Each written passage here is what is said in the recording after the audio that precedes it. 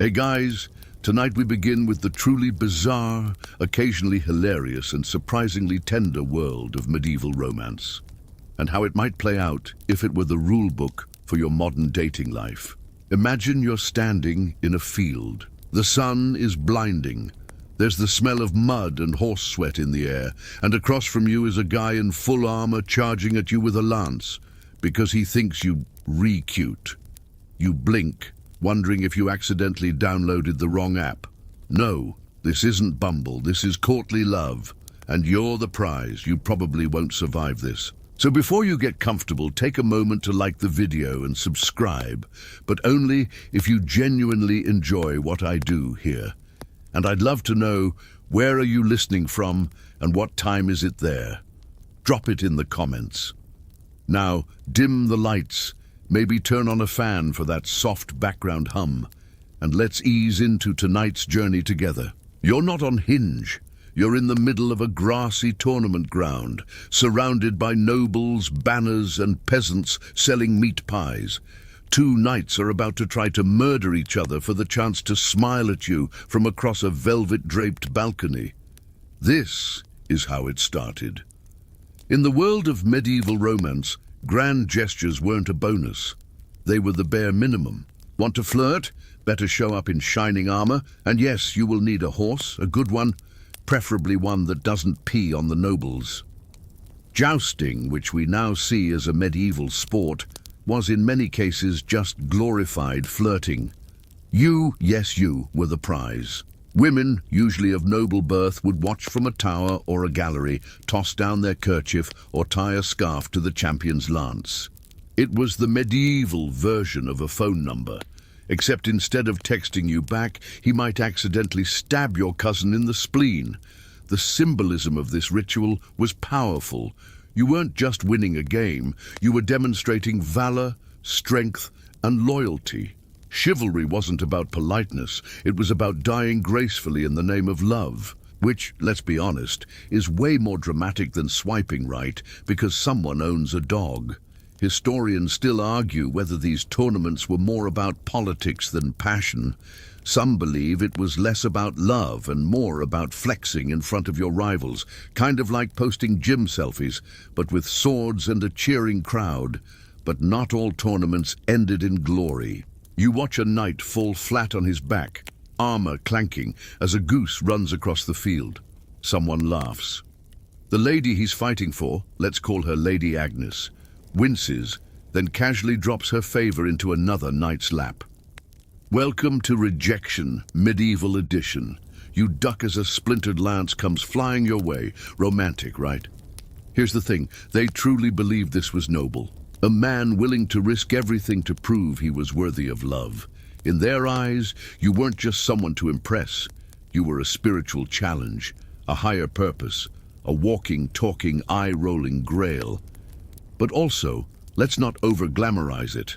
Half these dudes hadn't bathed in weeks, their armor smelled like goat cheese, and their concept of romance usually stopped at, can I win her heart by decapitating someone? And let's not forget, you didn't exactly ask for this. If you were a noblewoman, your favor was more like an assignment. Smile at Sir Geoffrey, your father would say. It'll help secure the grain trade. Suddenly you're stuck pretending you enjoy watching men joust while covered in pig grease. A fun fringe detail. Some knights literally named their horses after their crushes. Imagine someone rolling into your DMs with, "Hey, I named my Tesla after you." Chivalry's alive, baby. You squint across the field. Another knight has entered. This one's banner is black and his armor gleams like onyx. He doesn't wave. He doesn't bow. He stares directly at you. You feel a chill run down your spine. Your friend whispers, "That's Sir Alaric. He fights with a double-bladed axe." Oh, good. A red flag. But with a title. The trumpets blare, hooves thunder, and the joust begins again. You sip your watered-down wine and try to look impressed. Honestly, you'd settle for a guy who knows how to make eye contact and doesn't bleed on your shoes. But let's admit it, it's kind of hot. Even in all its madness, there's a strange poetry here. No emojis, no typing indicators, just full contact declarations of intent. A knight doesn't just say, "I like you." He crashes headfirst into another human being to prove it. Would it work today? Probably not. You'd be arrested, or sued, or both. But part of you wonders, when did dating stop feeling like a quest? You leave the field. The sun sets over the village rooftops. The knights gather their broken lances, and your hair smells faintly of hay and roasted boar. You haven't even spoken to any of them, but you already have 5 proposals and 1 goat in your name. Ah, medieval love. Simpler times, sort of. You slip away from the noise of the tournament field, your head still spinning from the clamour of horses, the scent of crushed clover, and the slightly unsettling number of men who were willing to risk traumatic brain injury just to wave at you. You duck behind the garden wall of the manor. It's quieter here. The wind plays with the edges of your veil or hoodie, depending on what era your brain's stuck in, and you notice something fluttering by your feet. A scroll, tied delicately with red ribbon. The wax seal is pressed with a family crest you don't recognize, but it definitely involves a lion. You crack it open, half expecting a ransom note. Instead you read, "My lady, though I may not speak it aloud beneath the weight of 1,000 eyes, my soul burns with the fire of your gaze. My sleep is but a prisoner to your absence. I remain forever trembling yours." E. No emojis, no wide, just unapologetic longing in 6 carefully scribed lines. You clutch the letter, half blushing, half worried. Your dad will think this counts as premarital affection. Which, to be fair, it probably does. In medieval romance, love letters were an art. They weren't dashed off in a flurry of autocorrect fails. They were labored over, sealed with wax, sometimes even sprinkled with perfume. And then, sometimes, they were tied to the leg of a bird. Yep, a literal falcon. In the era before post offices, homing pigeons and trained birds like goshawks were used to send private messages, especially when the sender didn't want the local priest or dad-shaped landlord catching wind of their extracurricular declarations. Historians still argue whether these birds were as reliable as stories suggest, or if nobles were just incredibly patient about their texts getting lost in the wind. You gaze up at the sky, imagining your crush hiring a falconer just to say, "Hey, miss you." Romantic? Absolutely. Impractical. Completely. And yet, it kind of makes you wish your own inbox came with feathers and suspense. There's something beautiful about waiting, about building something with distance, with effort, with poetic desperation. Today, we have read receipts and accidental double taps. Back then, every letter was a cliffhanger, a slow burn. You're never quite sure if your words arrived or if a fox got hungry mid-flight. You walk through the garden, letter still in hand. The sun has dipped low, casting gold on the hedges, and you realize you've never even met E. You've only seen him once. Across the feast hall, he was wearing a ridiculous green tunic and juggling pears. But that look in his eyes. And now this letter. You're done for. In the world of courtly love, unspoken adoration was a whole genre. The idea was to yearn from afar, often for someone completely unavailable. Sometimes a married noblewoman, sometimes a prince, sometimes a nun, which, let's be honest, adds a level of spiritual tension Netflix can only dream of. Quirky fact, there were actual handbooks on how to write these letters, the most famous, De Amore, by Andreas Capellanus. Written around the 12th century, it offered real step-by-step advice on how to pursue romantic relationships. Think of it as the OG dating coach, but with fewer reels and more theological anxiety. According to De Amore, the perfect love letter should be humble, emotionally intense, and ideally contain at least one phrase that sounds like you're dying from yearning. Like, terminally. You lean against a tree. The parchment in your hand smells faintly of rose oil and ink. You read it again. Forever trembling. It's dramatic, over the top, maybe even a little cringe, but it's also sincere. There's no game here, no irony, no 12-hour gap between texts to appear chill, just a person, completely unguarded, risking reputation and ink stains to tell you they saw something divine in the way you picked a grape from the banquet table. But what if you want to reply? Well, prepare to learn calligraphy, and hope your handwriting is good enough that the messenger doesn't think you were declaring war. You sit down, brush aside your skirts or sweatpants, and start writing. Dearest E. You pause. It's harder than it looks. You suddenly understand why medieval poets were all a little tortured.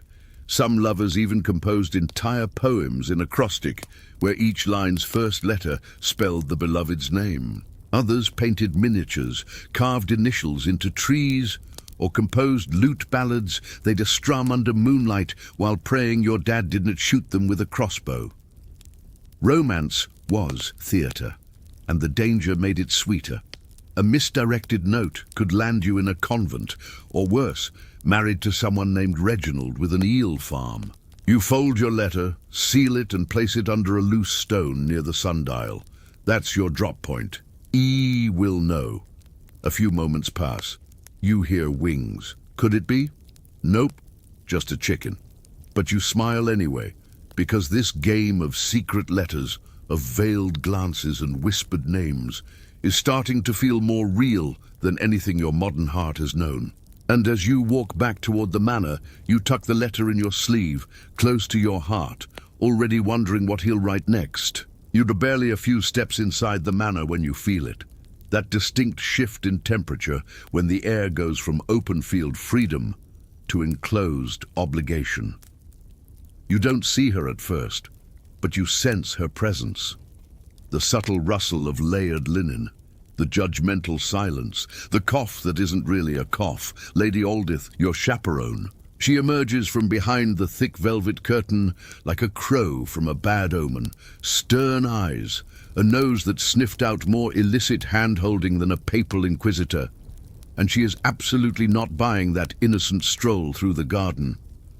"Enjoying the roses?" she asks, voice flat enough to skim across a pond. You nod, feigning the enthusiasm of someone who hasn't just risked excommunication for a scented love note. This, dear listener, is how dating worked for centuries. Never alone, never unwatched, never a moment to sneak a wink without someone's auntie whispering prayers against your unbridled lust. In the world of medieval romance, privacy was basically witchcraft. You were always being observed. If not by your chaperone, then by your maid or your cousin, or that one monk who just happens to be walking by every time your crush gets within arm's reach. The chaperone wasn't just a passive third wheel. She was an enforcer of virtue, a human firewall against flirtation, and occasionally a blackmailer if the family needed coin. Historians still argue whether their presence genuinely protected young women, or simply guaranteed the spread of more creative, romantic subterfuge. You try to walk casually down the corridor, but Lady Aldith follows at precisely 2 paces behind. The rhythmic clack-clack of her shoes echoes like a ticking clock. You stop. She stops. You sigh. She breathes louder. Chaperones were part security guard, part gossip columnist. Their job wasn't just to protect your reputation, it was to witness your virtue in action. Want to take a walk with your suitor? Only if Aldith's tagging along, knitting ominously in the background, like she's crafting a shroud for your soul, and heaven forbid you try to pass a note. She can intercept with the reflexes of a falcon. One time, she caught a folded love letter mid-air and handed it back to the sender with a smile so cold it caused a minor nosebleed. But as annoying as it is, it's also kind of comforting. There's a strange safety in the rules, a structure, a shared language. Everyone knows what's expected.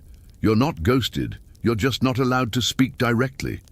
There's something oddly honest about hiding nothing and everything all at once. You enter the great hall for the evening feast. Long wooden tables stretch across the room, lit by the flickering glow of tallow candles. Meat pies, roasted partridges, pickled things in bowls you wisely avoid, and of course, he's here.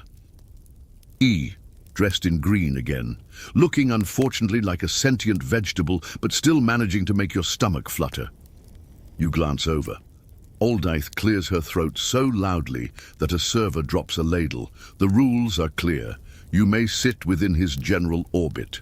You may even speak, provided every word is utterly meaningless. So you do. "So," you say, teeth clenched, "how's your father's wheat?" E blinks. "Heavy yield this season. The peasants have complained." You nod solemnly. As they do. Aldythe, across the table, narrows her eyes. This is Flirting, medieval edition. Coded compliments, indirect metaphors, and occasionally complimenting someone's dog, because it was the only part of them you're allowed to acknowledge. One quirky tidbit. Some nobles hired professional flirters, ladies-in-waiting or court poets who would do the romantic legwork on your behalf. And kind of like having a hype man, but with better vocabulary and worse hygiene. You sip your watered-down wine, trying not to laugh when E compares your smile to D, the glint of sunlight on his sword pommel. It's awkward, it's stilted, it's painfully formal, but it's also sincere. He's trying. And that's the thing. When every glance has weight and every word has risk, everything feels meaningful. There's no "you up" text at 2 a.m. There's just, "May I escort you to the chapel with permission, under supervision," while avoiding any semblance of physical proximity.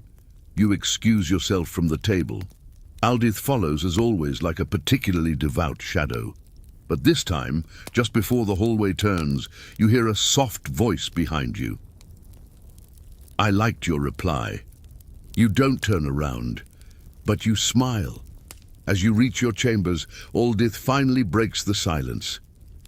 "That boy has a reputation, you know." You nod, your heart fluttering. "I know," she squints. "Good. Let's hope he keeps it." And just like that, she fades into the shadows, already planning tomorrow's itinerary of virtue and boiled vegetables. You close the door behind you and breathe. Chaperoned love may be suffocating, but it's also oddly electric, because sometimes all you need is a glance across a crowded hall and one person brave enough to say nothing at all. The morning bells chime from the chapel tower, shaking you out of dreams that, if Lady Aldythe had any idea what they contained, would probably require a week of fasting and 7 cold baths. You stretch, wrap yourself in the heavy linen robe, and pad across the chilly stone floor. Outside your window, the village is waking up. Smoke from breakfast fires curls into the soft grey sky. Children run through the mud, already loud, already covered in it. Somewhere, someone is singing badly. Today is the day of vows.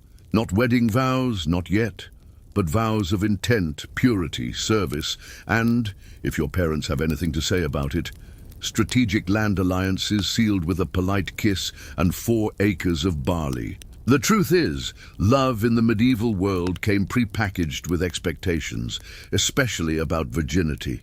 Your body wasn't just yours, it was a symbol, a token, a commodity to protect, to price, and eventually to exchange. You weren't just falling in love. You were entering into a legally binding economic merger with horses. And yes, it's as romantic as it sounds. Down in the Great Hall, your mother is already talking dowries. You hear words like chestnut mare and 2 milk-producing goats. Your name is mentioned, then so is E's. Then a long, suspicious silence. You keep walking. Virginity in this world is less about morality and more about market value. Historians still argue whether the obsession was religious, economic, or simply patriarchal anxiety wrapped in shiny doctrine. Likely, it was all 3. To be pure was to be valuable. Entire songs, poems, and even legal documents were written around a woman's virtue. And yes, people wrote contracts swearing they hadn't done anything improper before marriage, basically medieval NDAs for your honor. And if you weren't pure, Things got complicated. You might be sent to a nunnery, forced into a lesser marriage or worse, made to undergo humiliating proof rituals that ranged from ridiculous to downright terrifying. Some families went so far as to assign female guardians to sleep beside their daughters every night. These women were literally human chastity belts with judgmental expressions and sharp elbows. You finally reach the chapel. He is there already, in a blue tunic that actually doesn't make him look like a berry. Progress. His hair is damp, his hands freshly scrubbed. He's trying. You sit in the back, avoiding Lady Aldith's hawk-like stare from the front pew. The priest begins to drone about honor, marital duty, and the sacred bond of union. You sneak a glance at E. He's looking at you, not in a creepy way, in a please don't marry Sir Hamish the Boar farmer way. There's a kind of desperate honesty in his gaze. He knows this might not end with love. It might end with duty, with politics, with land changing hands. Because in this world, you don't just marry for love.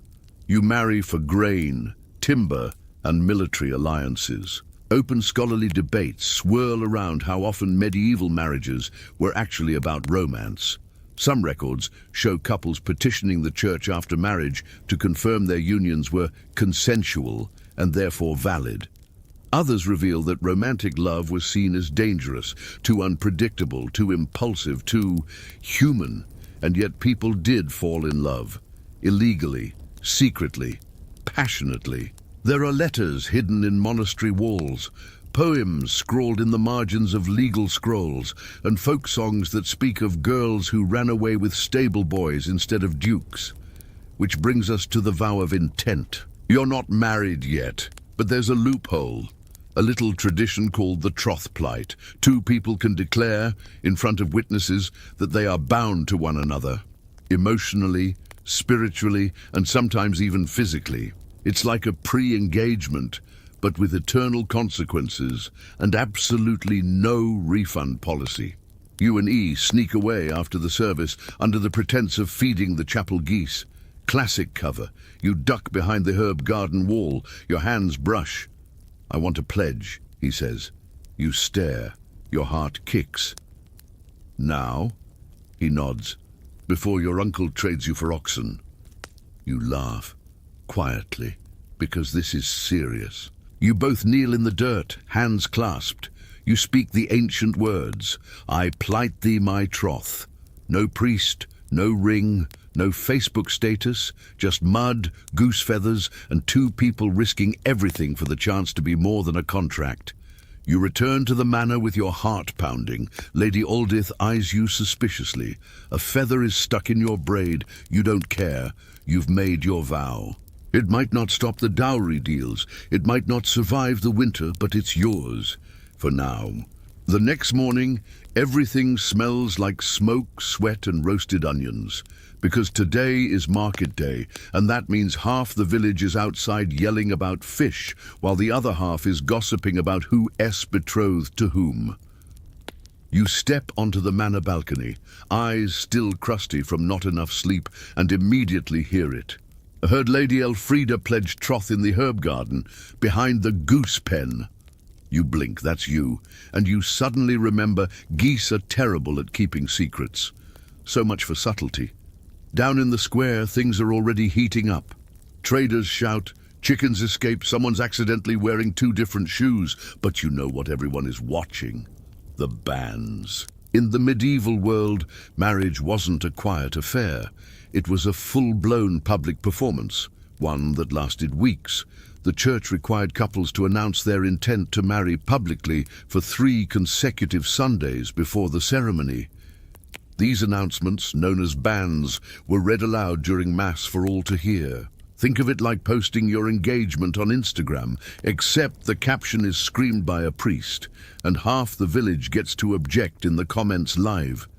You head toward the chapel with your family. The walk is short, but it feels like crossing a battlefield. Everyone is staring. Old women nod, young girls giggle. That one stable boy trips over a bucket. Bans weren't just religious bureaucracy. They were the original social vetting process. If someone knew a reason why you shouldn't be married, like say you were already secretly wed to someone else, they had 3 weeks to bring the drama. And believe me, they did. Historians still debate whether the bans were genuinely about protecting people from bigamy, or just a handy way to stir up scandal and flex moral superiority. Probably both. You enter the chapel. The priest clears his throat dramatically. If any hear no cause why these two souls should not be joined, speak now. There's a pause. You glance sideways. E is standing beside you. He looks calm, too calm. Then someone coughs, loudly. It's Lady Aldith. The room tenses like a drawn bowstring. Or forever hold your peace, the priest finishes, slightly faster than usual. Lady Aldith smirks. Just a cough, apparently, but she knows what she's doing. You survive the first reading. 2 more to go. Later, over dried figs and watery ale, your father starts making very loud comments about dowries. We've got a good offer from the blacksmith's family. Strong lineage. Good iron. You stare at him. Iron? That's the vibe. He nods. And they've offered 2 full cows. Cows that produce. You can't even. Medieval marriage negotiations were brutal. Women, especially noble women, were essentially investment portfolios. The bigger the dowry, the better the deal. Land, livestock, servants, even entire villages were shuffled around like poker chips. And it wasn't just about the bride's dowry. Grooms often paid a bride price too. Love was fine, but inheritance, that was where the real sparks flew. One quirky historical twist. Sometimes a girl's dowry included a wardrobe inventory, as in, you may marry her, and yes, the velvet gown with the rabbit trim is part of the package. Dowry negotiations could get wild. Families would argue over barrels of wine, the exact age of a mule, or whether a field included the pear tree or just the dirt. You sip your ale and look at E. He's across the room, trying to negotiate with your uncle, who is currently insisting that a proper husband should have at least 3 pigs. E has 2. You don't even like pigs. But this is your reality now. Love, reduced to livestock math. There's something oddly comforting in the chaos, though. Everyone's involved. Everyone has opinions. You're not alone, even if it feels like you're being sold off like a prize goat at auction. You sneak outside to breathe. The air is cooler, a little damp. It smells like coming rain and wet stone. The kind of evening that makes the whole world feel like it's waiting for something. You remember what the priest said. 3 readings. You have time. 3 weeks. 3 weeks to figure out if this is what you want, if love can survive cows and bans and Lady Aldith, if a vow behind a goose pen counts when the whole world wants receipts. The rain arrives before dawn, seeping through the shutters and painting the stone floor with a soft grey chill.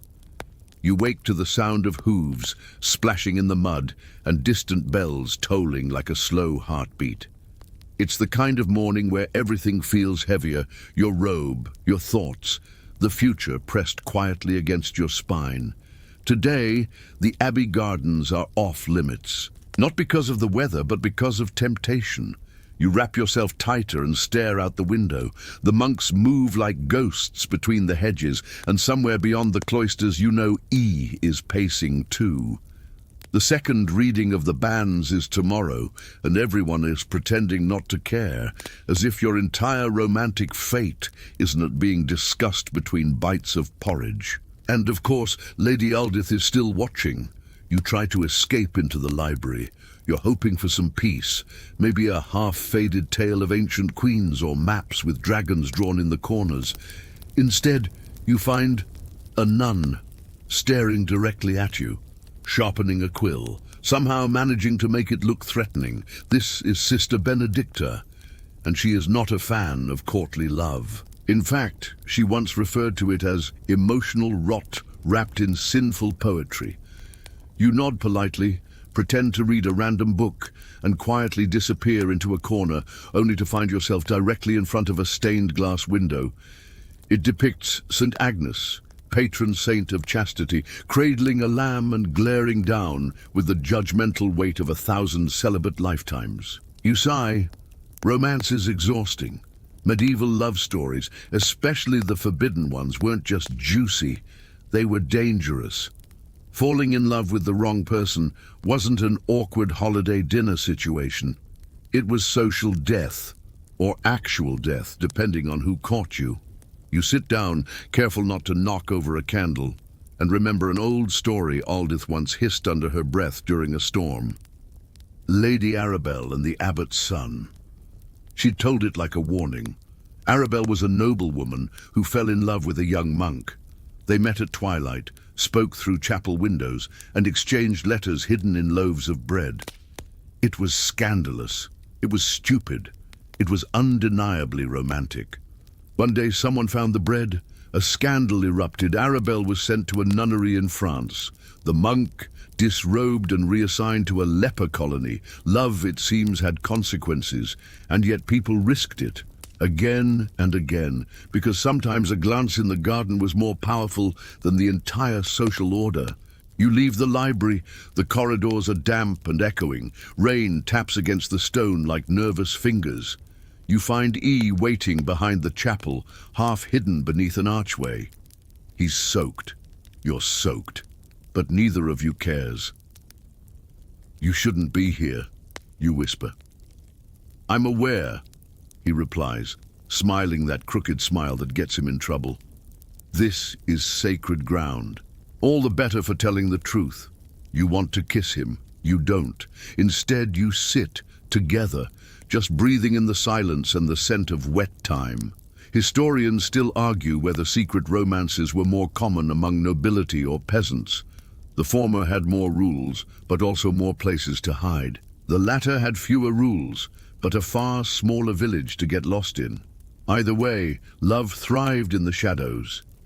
You reach into your sleeve and pull out a small scrap of cloth, a token, your own favor, like the ones tossed to knights at tournaments.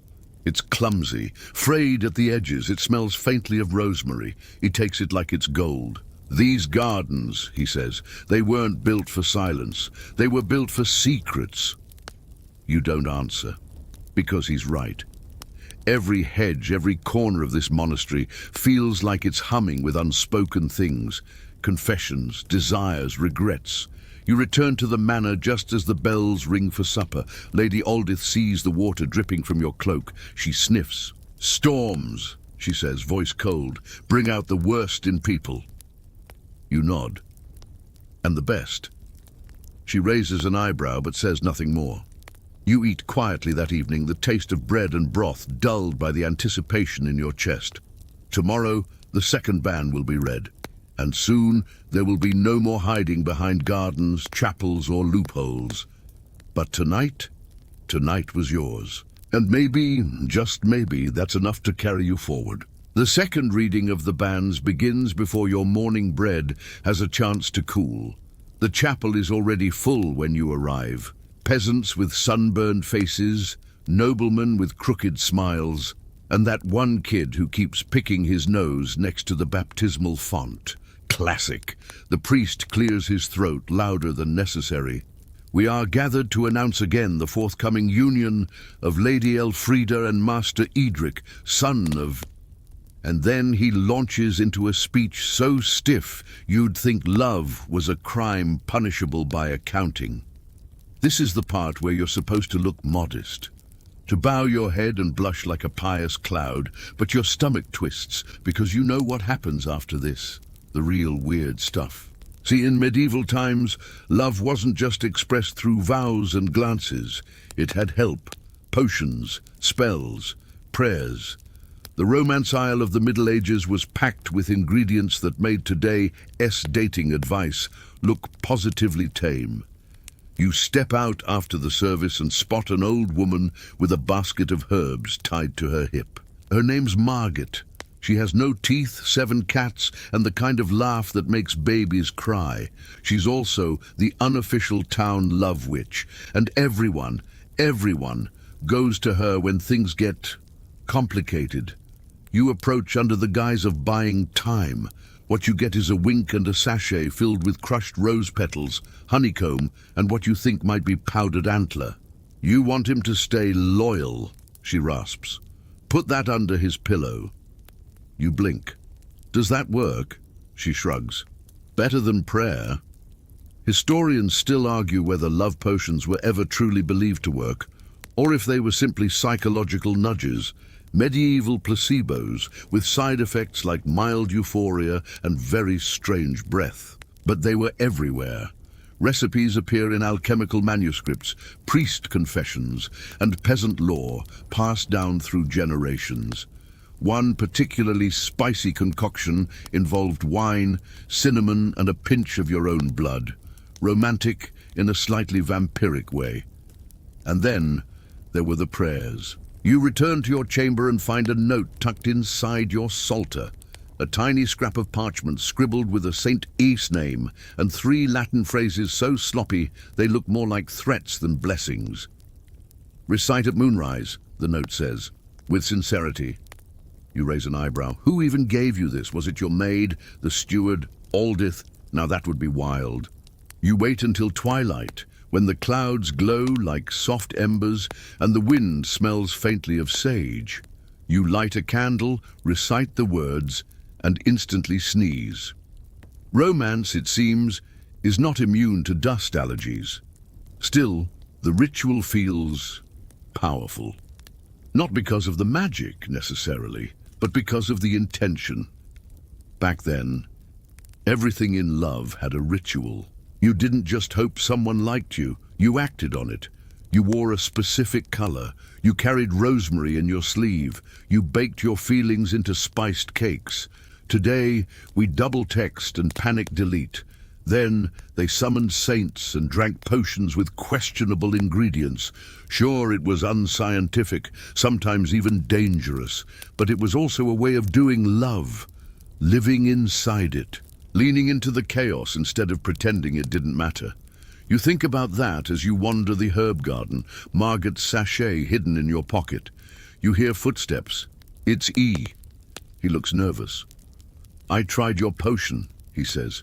You freeze. Tasted like sadness and wood. You blink. You drank it. He shrugs. Margot gave it to me. Your stomach does that weird swoop again. He was trying too. You both laugh, because really it is ridiculous, but also kind of beautiful. I prayed for you, he admits, not to own you, just to find the courage to say what I feel. You say nothing. You don't have to. The air is thick with late summer heat. Cicadas whine in the hedges. Somewhere nearby, a sheep sneezes. You walk together in silence. No grand gestures, no blood magic. Just the soft thud of 2 people daring to believe in something ancient and tender, and maybe a little foolish. Love, and possibly powdered antler. You're jolted awake by the sound of angry voices in the courtyard. Your uncle shouting, boots stomping, someone dropping what might have been a wheel of cheese. You throw on your cloak and hurry downstairs, still bleary-eyed, only to be met with a scene that makes your heart freeze. It's E. He's standing with mud on his boots, his tunic half untucked, and that look on his face. Not the lovesick kind. The I've been caught breaking 5 unspoken rules before breakfast kind. Your uncle's red in the face. This boy, he growls, dares speak to you without permission.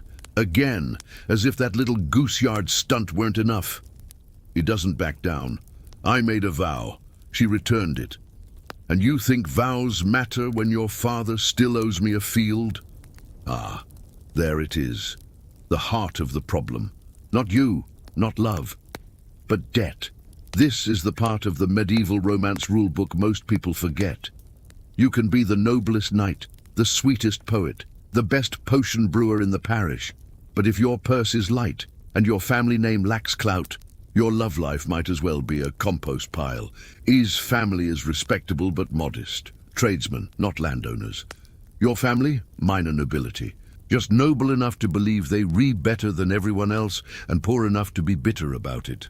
In this world, marrying outside your class is scandalous, not illegal, but socially radioactive. And for women especially, it means losing everything.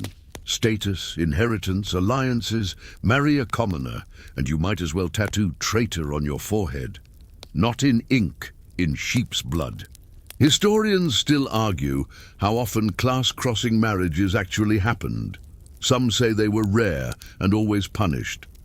Others believe they happened quietly, hidden in rural churches and tiny villages where no one cared as long as the pigs kept breeding. But when it came to nobles and commoners, the line was clear. You couldn't cross it, not unless you were willing to pay the price. You step in front of E before your uncle can continue. This isn't about fields, he sneers. It's always about fields. And that's when you realize, this isn't a negotiation. It's a performance, a turf war dressed as parental concern. Your uncle wants control. He wants your hand, and you're caught in the middle like a sack of barley no one knows where to store, so you make a choice. Then take me out of the bargain. The silence that follows is deafening. Even the chickens pause. Later, you're alone with E in the old granary, surrounded by sacks of oats and the distant clatter of blacksmiths. It's your only safe place now. The one spot no one dares check, mostly because it smells like damp straw and despair. E paces. They'll never agree. You nod. Then we don't ask. He stops. What does that mean? It means, you say slowly, if they won't bless it, we'll find someone who will. There's a priest, 2 villages over, known for being lenient, a little deaf, and not overly curious about dowries. You could go tonight, but running away isn't just a romantic gesture, it's a declaration. It means turning your back on family, home, title, maybe even safety. There are laws against elopement, rules, punishments, and if you're caught, at best annulment, at worst a convent. Still, you imagine it. The 2 of you on horseback, thunder in your chest, wind in your hair, a future so uncertain it sparkles with possibility. You'd be poor, you'd be hunted, you might be miserable, but you'd be free. Let's say we do it, he says.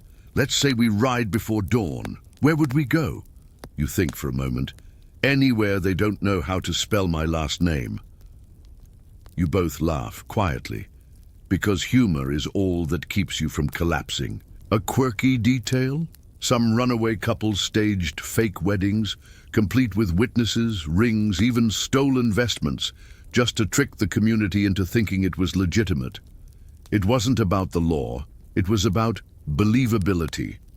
If people thought you were married, they were less likely to interfere. But you want the real thing, even if it means giving up everything else. He reaches into his satchel and pulls out a single copper coin.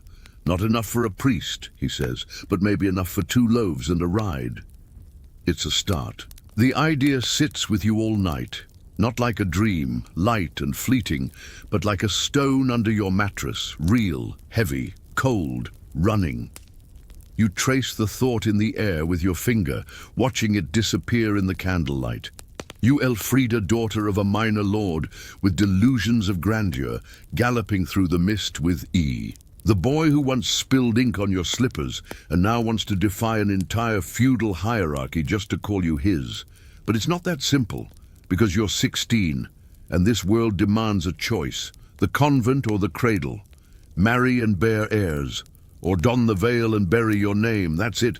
That's the fork in the road. No third option, no year off to travel. No, maybe I'll be a blacksmith poet herbalist with a side hustle in embroidery. You wake before dawn and sit at the edge of your bed, looking out at the horizon just beginning to blush with light. Somewhere, a rooster is trying very hard to be dramatic. You think of all the women who came before you, women who didn't get to choose. Lady Isabel, your cousin, who was married at 14 to a man thrice her age, who now has 5 children and the haunted look of someone who doesn't remember the sound of her own laughter. or Sister Hilda the abbess, who used to be called Lady Hilda of Greystone, and who once wore a crown of braided silver before she traded it for wool and silence. Historians still debate how many women genuinely chose the cloister over marriage. Some say it was a haven, others say it was a cage. Likely it was both, depending on how loudly the outside world was screaming. You rise and move to your small chest. Inside, a ribbon, 2 carved combs, a letter from your mother, and the token E gave you during the first frost, a wooden charm carved into the shape of a hawk. You press it to your lips. Your door creaks open. It's Aldith, of course. She enters without asking, glances at the trunk, and then sits. Not her usual hawk-like self. Something's different. "I know what you're planning," she says. You stiffen. "I did the same thing," she continues. "Wait, what?" She doesn't look at you. Instead, she stares at the window, eyes misty. "I was 17, fell in love with a stonecutter's apprentice. He carved saints by day, sang like a thrush by night. We packed bread, coins, and left under the eclipse." You gape. "What happened?" She exhales. "His horse threw him crossing the river. He drowned. I came back." The silence that follows is soft, real, a little devastating. You see her differently now, less shadow, more scar. "I've kept others from running," she says, standing, "but not because I forgot, because I remember." She turns, face firm again. "If you go, don't fumble. And if you stay, choose with both eyes open." She leaves. You sit there, the charm in your palm suddenly heavier. By midday, your uncle announces it. The blacksmith's son will call on you tomorrow. A formal proposal, public, with gifts. The weight shifts again. That night you meet E by the chapel wall. It's dark. The stars are sharp and clear. "Do we go?" he asks. You hesitate, and then you ask him the question that's been clawing at your chest. "If we run and it all falls apart, if we end up with nothing, would you still want me then?" He doesn't flinch. "That's when I'd want you most." A quirky medieval fact. The phrase "to marry for love" didn't even exist until centuries later. It was redundant, or impossible, or both. But here you are, the world says, marry the blacksmith's son, secure the land, avoid shame. Your heart says, jump. And in the stillness, the silence, the shared breath beneath the stars, you know what you'll do. You wake with your decision in your chest, full, pulsing, undeniable. It's no longer a maybe. It's not a whispered fantasy behind chapel walls. It's a plan, or at least the fragile skeleton of one. You're going to run. Tonight, you dress simply, nothing fancy. Just a wool tunic and the cloak your mother stitched your name into when you were 9. You pack bread, a small knife, and your token from E. You don't cry. Not yet. Downstairs, the manor is humming with distraction. The blacksmith's son has arrived. You peek from the stairwell and spot him standing awkwardly by the hearth. He has got the build of someone who wrestles cows for fun and the smile of someone who's never had to worry about being interesting. In his arms, a basket, cheese, cloth, and dear saints above, 2 ducks, alive. It's his bridal offering, your dowry trade. 2 ducks and a future. Your uncle is already glowing. Fine birds. Excellent feet. You slip away before the cheese gets mentioned. Out in the barn, E is waiting. His cloak is patched, his hair still damp from washing in the stream, and he's holding a reins looped around the most nervous-looking mule you've ever seen. Not exactly the white stallion of songs, but then, this isn't a song. This is real. "Is she fast?" you ask. "She doesn't die when trotting," he says. Close enough. Historians love to debate how often medieval elopements succeeded. Some records suggest many were caught within days. Others hint that entire villages helped hide runaway lovers. A few even document priests who specialized in late-night marriages. No questions asked, especially if you brought wine. The plan is simple.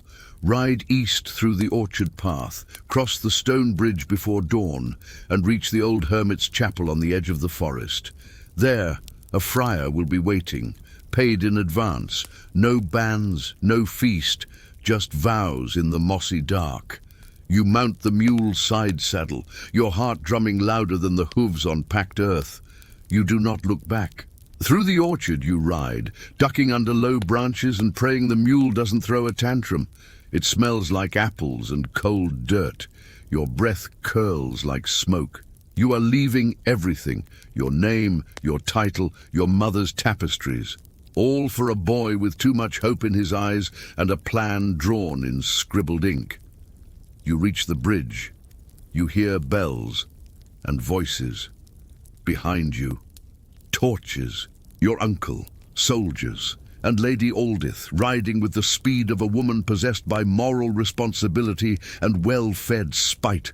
"Ride," he says, and you do. The bridge groans beneath you. The mule pants like a dying ox, but you make it across, into the trees, into the dark. You don't stop until the sky begins to glow pale blue. And there it is, the chapel. A small, crumbling thing of stone and ivy, leaning slightly to the left like it's drunk or praying. A single candle burns inside. You enter. The friar is there, older than time, eyes like wet stone. He nods without speaking. You kneel, he kneels. The words are brief, ancient. You exchange tokens. Yours a ribbon, his a carved hawk. He says your name like a vow. You say his like a promise. And then it's done. You're married. No guests, no feast, no ducks, just you, him, and the hush of the forest. You step outside.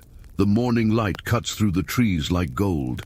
You are someone else now, not Elfrida of Highfield Manor, not the bride of the blacksmith's son. You are a wife, a runaway, a rebel in wool socks. E smiles at you. Still want to ride a mule with me into the rest of our lives? You nod, because somehow this mess, this mud, this fear, this completely impractical decision feels more like love than anything else ever has. It's been 4 days since your vows in the crooked chapel, 4 days of riding by night, hiding by day, sleeping under mossy trees, and learning the surprising number of insects that think your ear is a good place to nest. So far, your life as a newlywed has included one broken sandal, a rainstorm that turned your bread into soup, and a mule that refuses to cross anything that even looks like a puddle. You're not exactly living the romantic songs, but you are together. You and E sit by a stream at dusk, your feet dangling in the cold water. His hands are calloused, yours are blistered. The silence between you isn't awkward, it's full, settled, real. Then you hear it, the crack of twigs in the trees. E is on his feet instantly, hand to the hilt of the knife you've been sharing for cutting apples, and possibly dueling imaginary bandits. But it's not soldiers, it's not your uncle, it's a merchant caravan, and with it, news. Apparently, word of your elopement has spread. It made it into 3 villages, 2 church sermons, and at least 1 exaggerated ballad sung by a man who claims to be your cousin. The song includes a duel with a dragon and a goat that can recite scripture. You try not to laugh. You fail. One of the merchants, a kind woman named Matilda, offers you bread and a lift toward the next town. You and E accept. The mule, thrilled at no longer being forced to carry both of you, makes a sound that can only be described as holy gratitude. As the cart rattles along the forest path, you listen to the merchants talk. Politics, weather, war, and eventually romance. Turns out, you're not the only ones. Matilda tells you of a baker's daughter who ran off with a monk's apprentice, of a baron's son who faked smallpox to avoid an arranged marriage, of a milkmaid who married a miller despite every noble in the region betting she wouldn't. These aren't epic tales, they're quiet rebellions, little acts of defiance wrapped in linen and fear.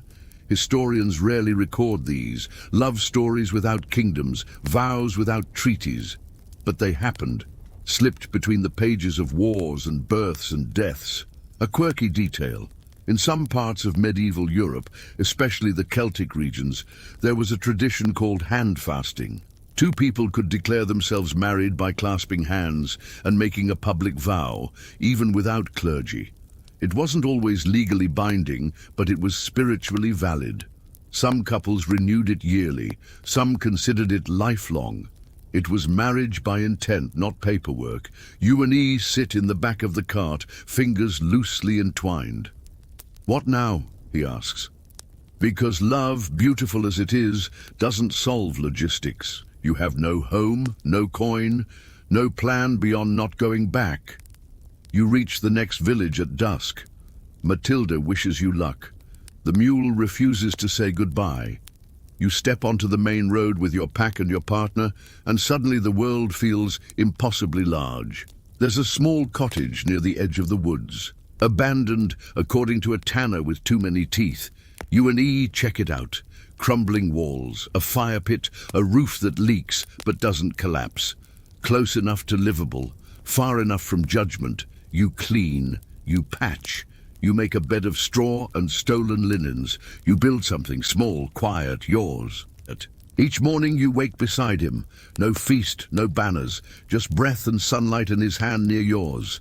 Each evening you whisper stories by firelight, of what you left, of what you dream. Love here isn't grand. It's warm bread and shared chores. It's laughing when the stew burns and arguing about whether moss counts as a pillow. It's choosing every day to stay. And slowly, something new blooms. Not the frantic heat of stolen glances or garden trysts, but a steadier fire, one that doesn't beg to be seen, just fed. The rhythm of your new life settles in like mist on a quiet lake, soft, slow and unannounced. You learn how to stretch flour farther than it should go. He teaches you how to start a fire with flint and stubbornness. You learn each other's silences, which ones mean tired, which ones mean hungry, which ones mean don't talk. I'm emotionally unraveling because the mule ate our only candle again. It's not perfect, it's real. And yet even here, even far from the manor walls and chapel bells, you can't quite outrun the church. Because love in the Middle Ages isn't just about you two. It's about heaven, sin, redemption, and whether your union, unblessed, unrecorded, and possibly illegal, is, well, damned. It begins with a knock on the cottage door. A priest, young, nervous, face like wet dough. He introduces himself as Father Ambrose and says he's been traveling. You know what that means. Someone, probably your uncle, has sent him. But he doesn't accuse, he doesn't demand. He asks, "Have you sanctified your vows?" You look at E. E looks at you. The hawk token on his belt glints faintly in the firelight. "We did," you say. "Before God, in a chapel, with a friar." Ambrose nods, but it's the kind of nod that means not the right kind of friar. You invite him in, not because you trust him, but because you're tired of pretending your love doesn't exist outside the forest. Over watery broth and burnt crusts, he talks, not like a preacher, but like a man unsure of his own authority. "You know," he says quietly, "some saints say love is only holy when it mirrors suffering." You raise an eyebrow. "So, love is real if it hurts?" He frowns. "When it refines." You chew on that, literally and metaphorically, because it has hurt. And it has changed you. But is that what makes it holy or just hard? Historians still argue how much influence the church had over private relationships. While official doctrine demanded church-blessed weddings, local practice was often more flexible, especially in rural areas. Some communities considered cohabitation, shared meals, and public declarations enough to seal a union. But forgiveness, that required ceremony. So Father Ambrose offers a blessing. Just a few words, simple, private. You and E kneel by the hearth, hands clasped. He mumbles Latin, sprinkles holy water from a flask that smells suspiciously like river water and thyme. He draws a crooked cross in the air, and just like that, you're official. Sort of. When he leaves, the cottage feels a little lighter. You don't need the church's approval. But it's nice not to fear its disapproval quite so loudly. Still, religion lingers. It seeps into your habits. The way you kiss, only after prayers. The way E avoids cursing when chopping wood, even when he absolutely should. The way you both pause before sleeping to thank someone or something for the fact that this tiny life hasn't collapsed. Yet, one quirky practice? In some parts of medieval Europe, couples would sleep with a saint's relic under their bed to keep temptation away. Bones, teeth, pieces of cloth, sacred objects as bedroom bouncers. You settle for dried lavender and a small wooden cross carved by E. less bone.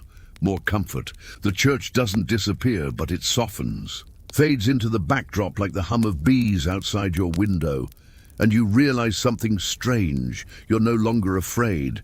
Not of your uncle, not of Aldith, not even of the future, because even if the world still sees your love as scandal, as sin, as foolish, you see it as real, and that somehow is enough to keep going. Spring arrives like a slow exhale. The trees shed their skeletons and burst into green. Birds return, loud and smug. The mule, who never left, starts acting like he invented grass. You find yourself smiling more, laughing at things that aren't funny, humming while you sweep the hearth, even when soot gets in your nose and ruins the moment. Life is simpler now, but not quieter. Because love, once it's settled in, doesn't just glow, it shifts, it stretches. And sometimes it cracks. It begins with E coming home late. He's been trading in the village. Small things, eggs, firewood, the woven charm you made for a merchant's child. But today he's quiet, distant. His face isn't angry, it's careful, and that's worse. You press. He hesitates. And finally he says it. There's a woman in town. Your stomach drops. Her name's Annis. She says she knew you from the manor. Oh. Her, Annis the maid, the one who once saw you sneak bread from the kitchen and spent months reminding you how noble girls shouldn't eat like pigs. She's not cruel, just precise, sharp-tongued. And now she is living in the same village you've been pretending is your secret haven. She knows, you ask. He nods. She suspects, which means everyone will soon. So much for freedom. That night, you sleep back to back. The first time that's happened, it's not a fight. It's not coldness. It's the weight of being known again, of being visible, of love suddenly under scrutiny, not from priests, not from uncles, but from neighbors, gossips, strangers who still think you're Lady Elfrida of that manor with the broken gate. You've shed so much name, title, expectation, but shame, that one clings. Historians still argue whether reputation mattered more to medieval women than to men, or whether the consequences were simply harsher. Either way, being talked about could unravel everything, even if what was said wasn't true. You rise early and walk to the village well. Annis is there. She's wearing a perfectly starched coif and a smile that's more blade than greeting. Imagine, she says, you and him, all the way out here playing house. You don't respond, you draw water, you keep your eyes down. But she leans closer. Do they know who you really are? And that's the moment you realize she's not asking for truth. She's asking for penance, because she stayed behind. She followed the rules, and you didn't. You smile, not big, just enough. I know exactly who I am. It's not a curse. It's not a battle cry. It's a spell. Back at the cottage, E is chopping wood with more fury than technique. You step beside him, touch his arm. She can talk, you say. Let her. He exhales. I don't want to lose what we have, he whispers. And you know in that moment he's not talking about the house or the quiet. He's talking about you, because love doesn't need outside sabotage. Sometimes it's the fear of losing it that does the job. So you talk all night, by candlelight, through tears and silence and ugly laughter. You talk about what's next, where you'll go if the village turns, what happens if children come or don't, what kind of life you're really building, and whether it's strong enough to outlast whispers. A quirky practice. Some medieval couples swore truth oaths in private, promises of honesty, renewed each season, spoken in kitchens or under trees, far from churches. They weren't legal, but they were sacred. So that's what you do. Just before dawn, in your tiny kitchen that still smells like burnt soup and pine smoke, you swear again, not before a priest, but before each other. No rings, no choir, just two voices, two truths, one home. Summer creeps in slowly, like a secret finally ready to speak. The fields ripple with grain. The stream runs warm and lazy. Even the mule seems less judgmental these days, content to swat flies and stare at nothing like a sage in fur. And with the heat comes stillness, not boredom exactly, but a kind of softness, a lull.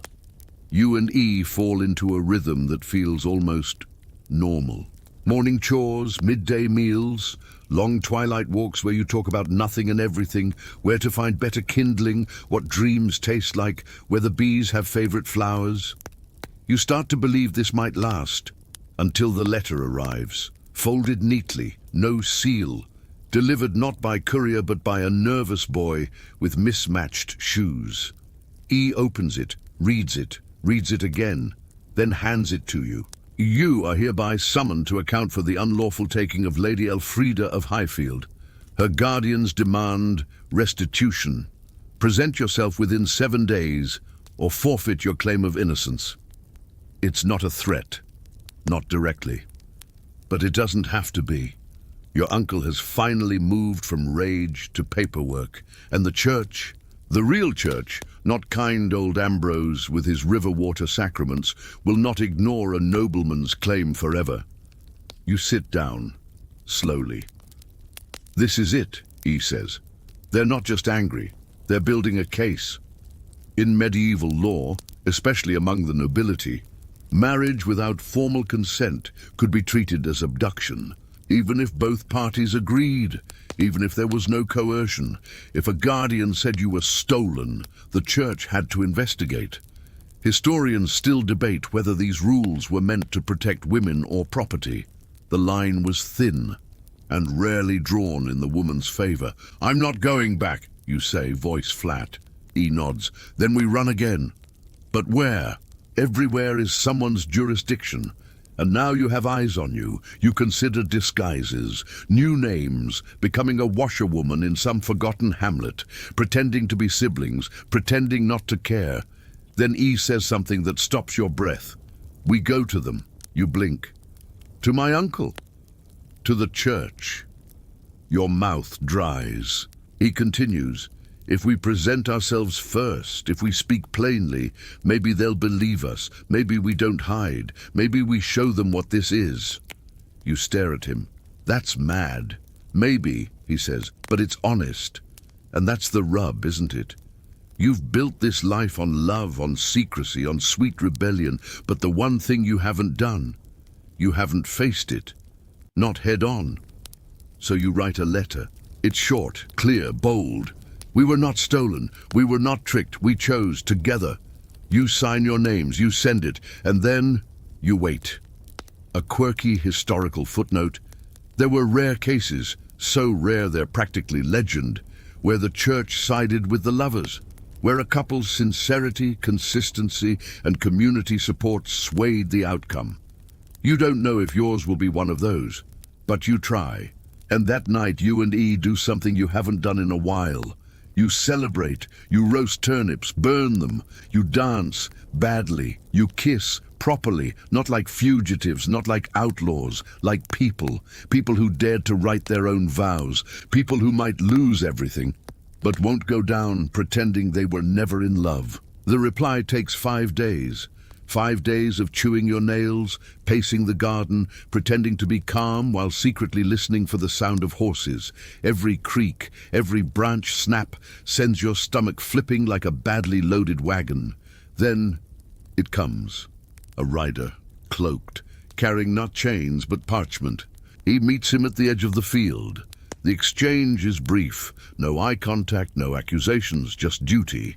He brings it inside. Hands trembling, lips pressed thin, he passes it to you. You read, slowly. The matter has been reviewed. Testimonies have been gathered. While the union was not sanctioned through formal rite, evidence supports mutual consent. Under canon law, and in recognition of intent and cohabitation, the marriage may stand.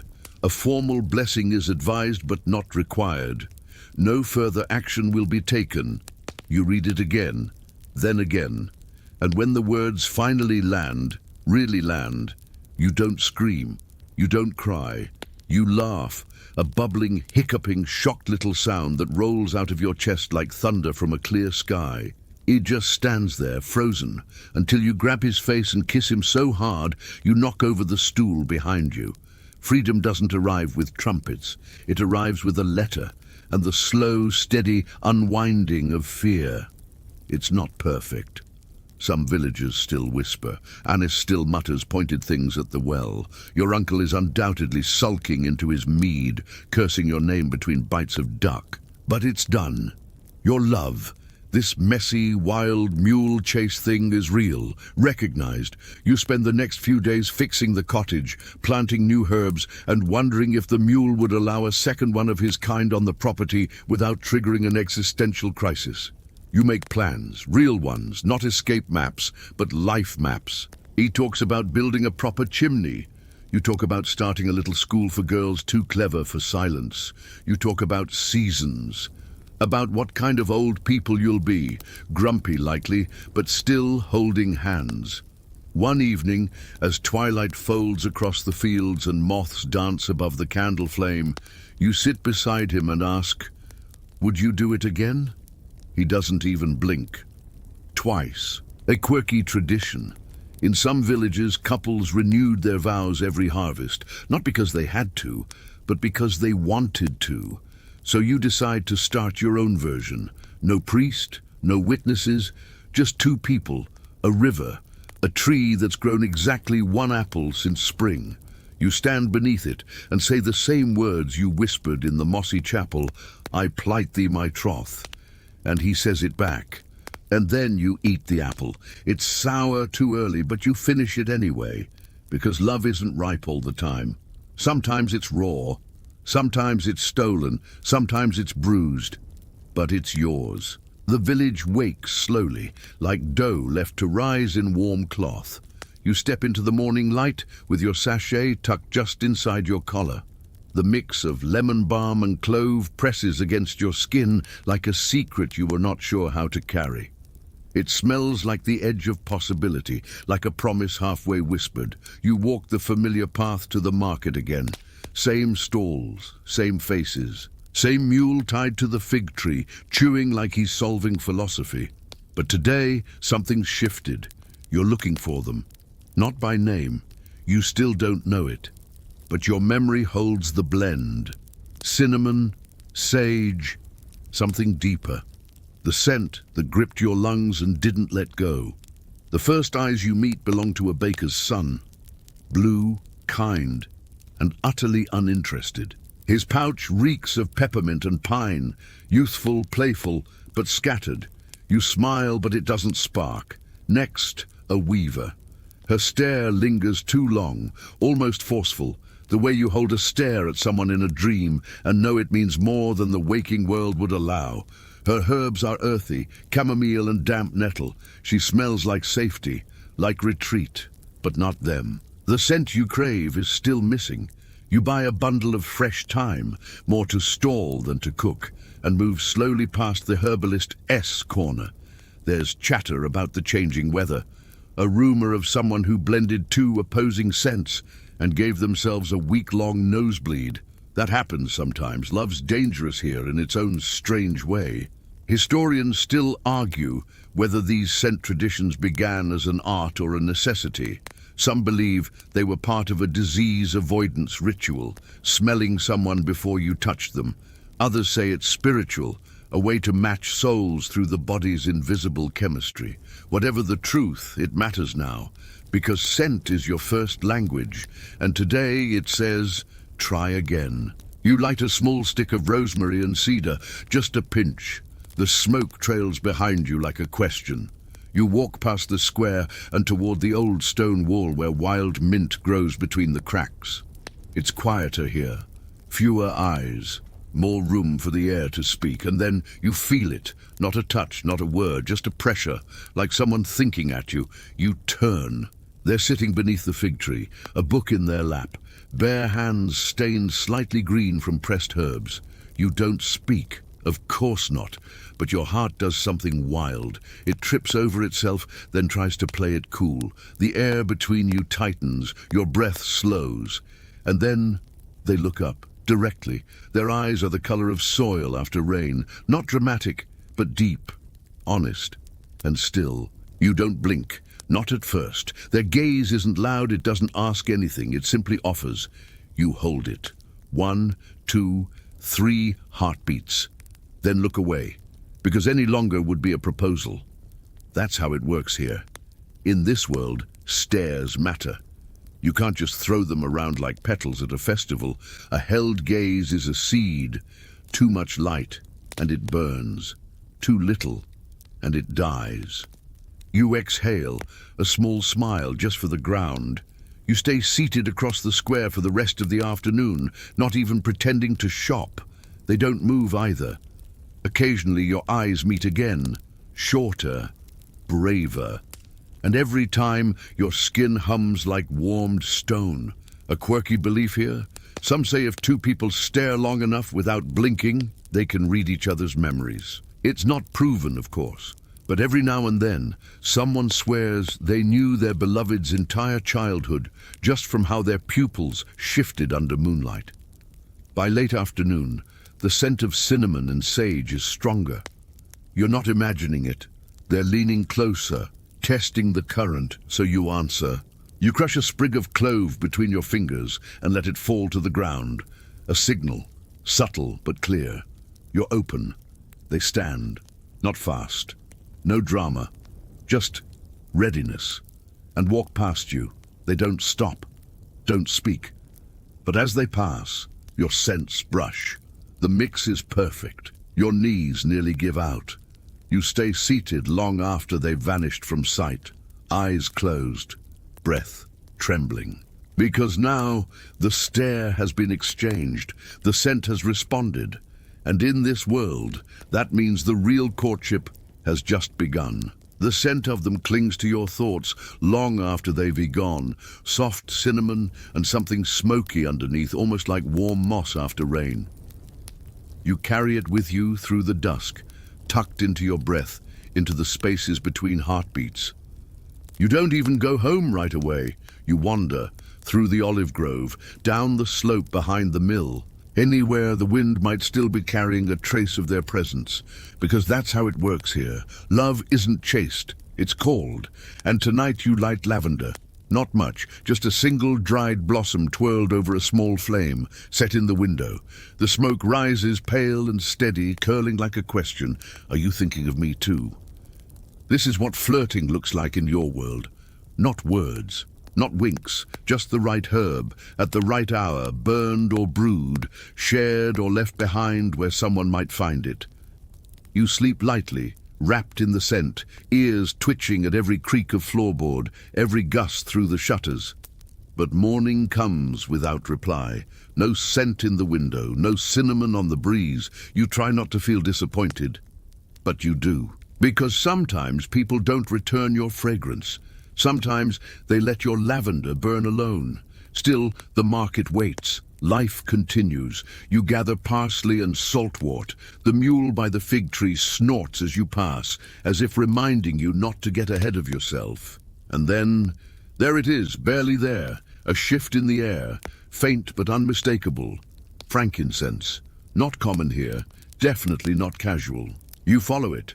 The scent weaves between stalls, winding toward the herb cellar at the end of the square.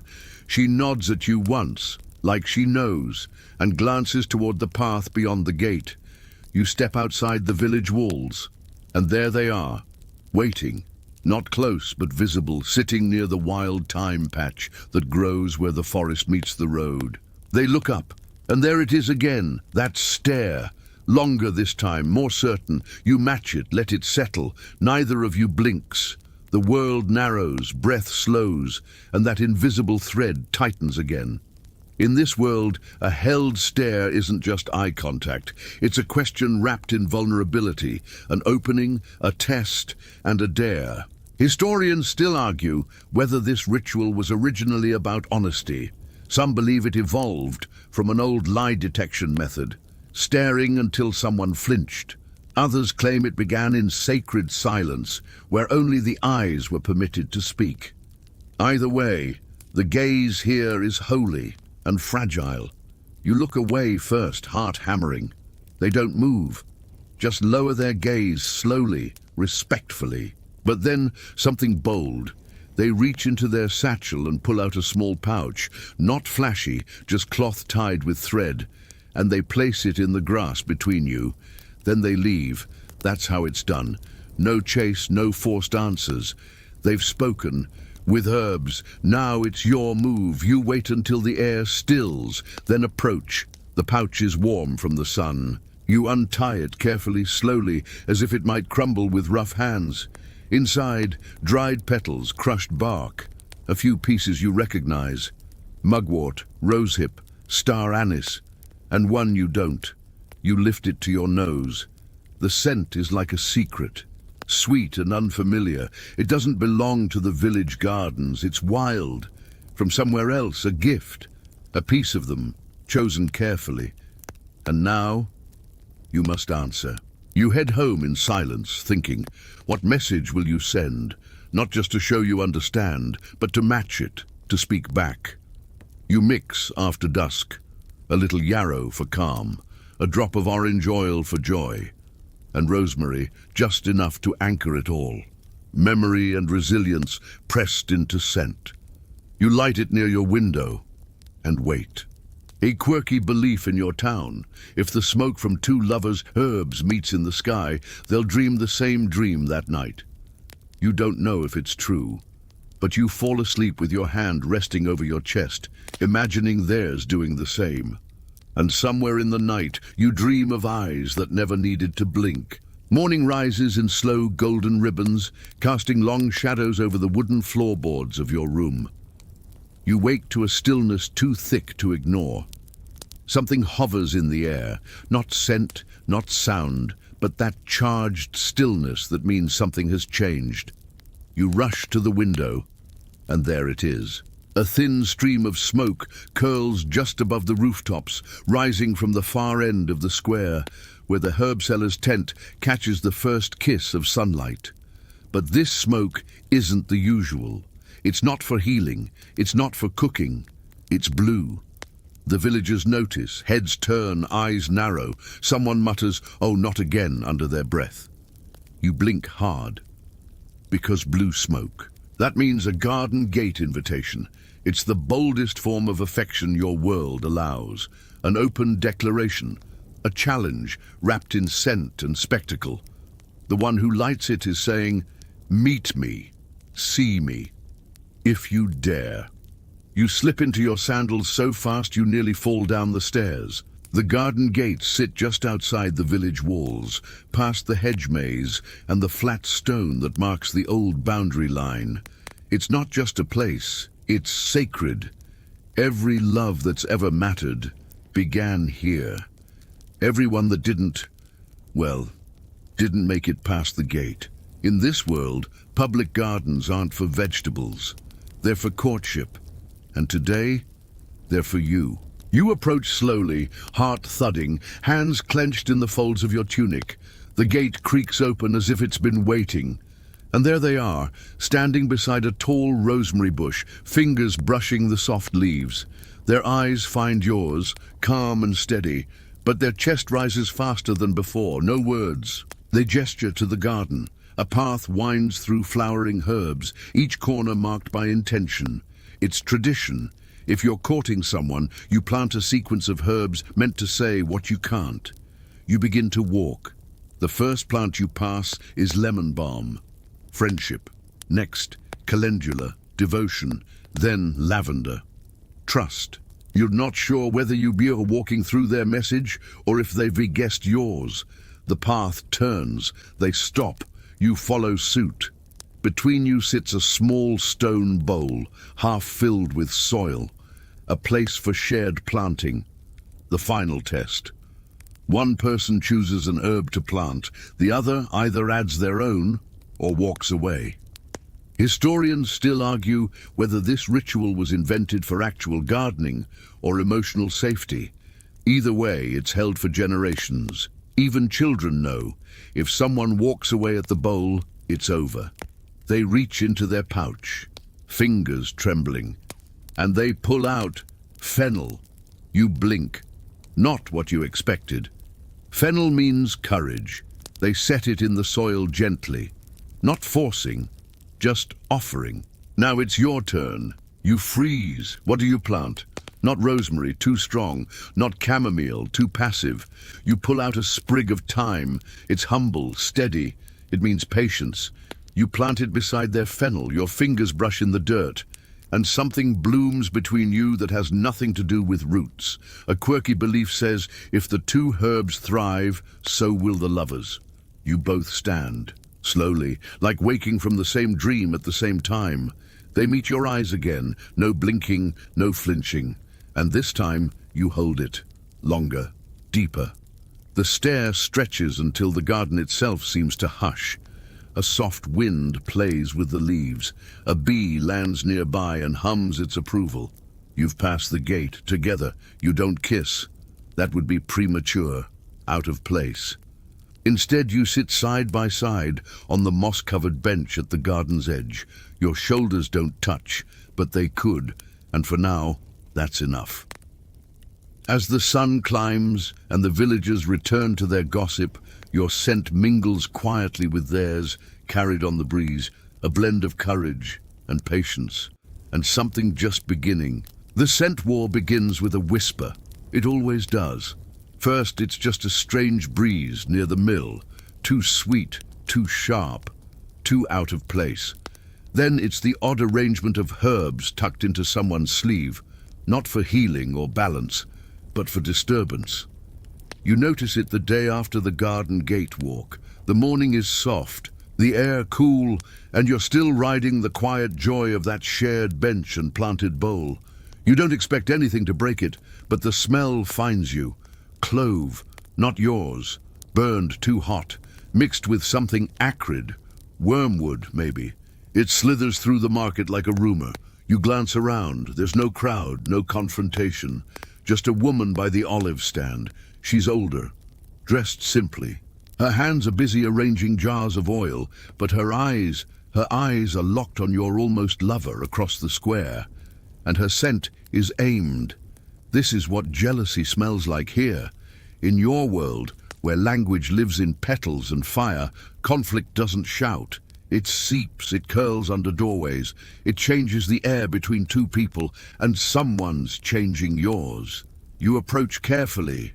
Not toward the woman, toward your someone. They see you coming, but their eyes are distant, tense. She's an old bond, they say before you speak. You nod. That happens. Old ties don't always break clean. Sometimes people keep each other's dried herbs long after the feelings rot. But you know what's happening. This isn't memory. This is sabotage. In this world, when you want someone to back off, you don't yell. You don't argue. You disrupt their scent space. You poison their blend. Historians still argue whether these tactics began as spiritual rituals or pure pettiness wrapped in sacred tradition. Whatever the origin, they're real and dangerous.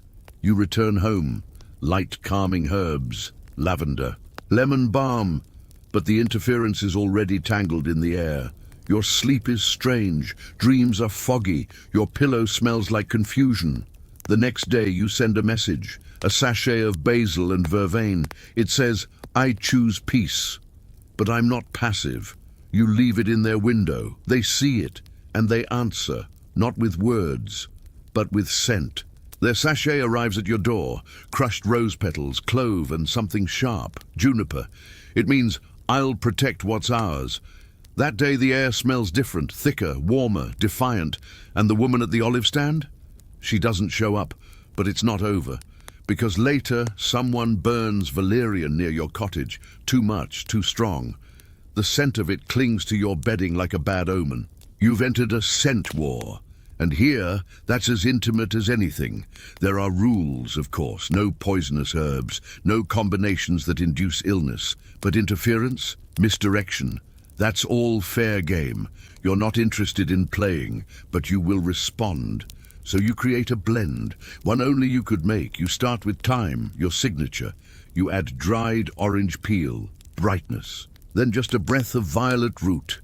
Soft, personal, almost secret. You pack it tightly and hang it outside your door. Let them smell you. Let them know you're not afraid. A quirky practice from the old villages. If two lovers blend a scent so unique that it can't be copied, it's said to imprint on the wind. Anyone who smells it will feel longing, but only for that pair. The next morning you walk the square. No interference, no extra clove, no wormwood, just you and them. And that look, not just with the eyes, but the whole face. You meet at the Rosemary stall. "Did you feel it?" they ask. "Yes," you say. But what you mean is, "I still do." And in this strange little world where scent and stare are all you have, that's how you fight back. Not with fire, but with fragrance. You can't remember the first time you saw the young herbalist. Not really. They've always just been there. Quiet. Hands stained with sage and ash. Eyes like bark under moonlight. You never spoke. Never exchanged herbs. Until now. Because now the love trials have begun. Once a season, when the moon is highest and the air tastes like stone fruit and storm wind, the village holds its most sacred tradition, the trials. A ritual where scent becomes challenge, where longing is tested, and where only those willing to risk their hearts get to keep them. You never thought you'd enter, and yet here you are, standing at the edge of the old clearing with your chosen one at your side, your pulse thudding against your ribs like a trapped sparrow. The rules are simple. No words, no touch, no names, just herbs, stares, and the courage to blend them truthfully. Each participant is given 3 attempts, 3 scent blends to present across 3 nights. Each night, the other must decipher the blend's meaning without speaking. Historians still argue whether the trials were created as a courtship tradition or as a form of emotional training, because decoding someone's feelings through scent alone, that takes intuition and trust. The first night arrives. Cool, damp, crickets loud enough to drown doubt. You go first. You've prepared carefully. Basil for clarity, chamomile for peace, a thin ribbon of elderflower for the things you can't say yet but hope to. You crush the mix by hand and place it in a carved bowl of rosewood. The judges, 3 elder matchmakers with noses sharper than knives, nod once. You present the bowl and step back. They kneel, lean in, breathe deep. The air holds still. Then they look up, directly into your partner's eyes. That's your cue to stare. You meet their gaze, not desperate, not timid, just open. They hold it, slow, steady. A small nod. They've understood. A score is tallied silently with colored thread tied to the bowl. Blue for clear connection, yellow for partial, gray for confusion. You get a blue. You exhale for the first time in what feels like a century. The second night, it's their turn. They arrive with a blend so complex you can smell it before they cross the hill. Cinnamon, pine, a ghost of bergamot. But something new too, wild orchid, a risky herb. It can mean desire, or fear, or both. They set the bowl down gently. Avoid your eyes. This is part of the test. You have to earn the gaze, so you wait. Let the scent settle. Only then do you lift your head. And lock eyes, it's there, raw, unguarded, and underneath it, vulnerability. Your hands tremble, but you don't look away. Blue thread, again. The third night is different. This time, you must blend together. No talking, no planning, just 2 bowls, 2 sets of herbs, and 1 shared meaning. You sit cross-legged in the grass, the moon like a cold pearl above you. You glance at each other once. Then reach for the thyme, At the same time, you both pause, smile, then nod. From there it flows. You pick rose hips, they choose sweetgrass. You sprinkle nutmeg, bold, daring. They answer with poppy seed, soft, dreamy. You don't need to speak, you already know. The blend is finished, you present it together. The elders examine it in silence, no thread this time. Just a look exchanged between the three of them, and a slow nod. Your match is sealed. The love trials are over, and when the villagers return to their cottages, murmuring about the strength of your stare, the wildness of your blend, you and your chosen sit beneath the fig tree. Close now, no space between, and still no words, because you don't need them. Tonight, your love is written in basil and bergamot, in ribboned smoke and held breath, and you both know you've passed something that cannot be undone. The stories about Rosewood always come in half whispers. Some say it was a cursed plant, others say it was a blessing, too strong for mortals. But everyone agrees on one thing: you're not supposed to use it. Not for love, not for anything. Which, of course, is why someone does. You smell it first. Faint, just a breath on the wind. So faint it could almost be your imagination. But it's not. Rosewood. Your stomach knots instantly. Because in this world, scent has rules, and Rosewood doesn't follow them. You were told as a child, burn it, and someone might love you before they even see you. Crush it, and they'll never forget you, even if they want to. But it comes with consequences. Too strong, too sticky, too fast. It's the scent of infatuation, not connection. And unlike basil or thyme, it doesn't invite, it overwhelms. That evening, you hear the whispers. Someone burned Rosewood by the watermill. They say she walked right into the river after him. He doesn't even know her name. You glance toward your partner. They're frowning too, because this is dangerous. In a village where everything is built on subtlety, where love is slow and earned, Rosewood is a flame thrown into a still pond. And now it's spreading. You pass someone in the square with that sweet, sickly trace clinging to their shawl. Another person is weaving it into wreaths, insisting it's just for the aesthetic, but you can feel the difference in the air. It's too loud, too needy. You and your partner retreat to the garden, where it's quiet, honest, scented with blends you both chose. You light nothing, you just sit, breathe, let the silence return. But the next morning, it's everywhere, under windows, in doorways, dripped onto letters that don't belong to the people reading them. You find a small sachet of it left on your doorstep, not from your partner, someone else. You don't open it, you burn it carefully with gloves. The smoke stings your eyes, and you wonder who's using this and why. Historians still argue whether Rosewood was originally sacred or simply misunderstood. Some say it was used by kings to bind loyalty. Others claim it grew only in cursed valleys. But here, in this version of your world, it's forbidden for a reason.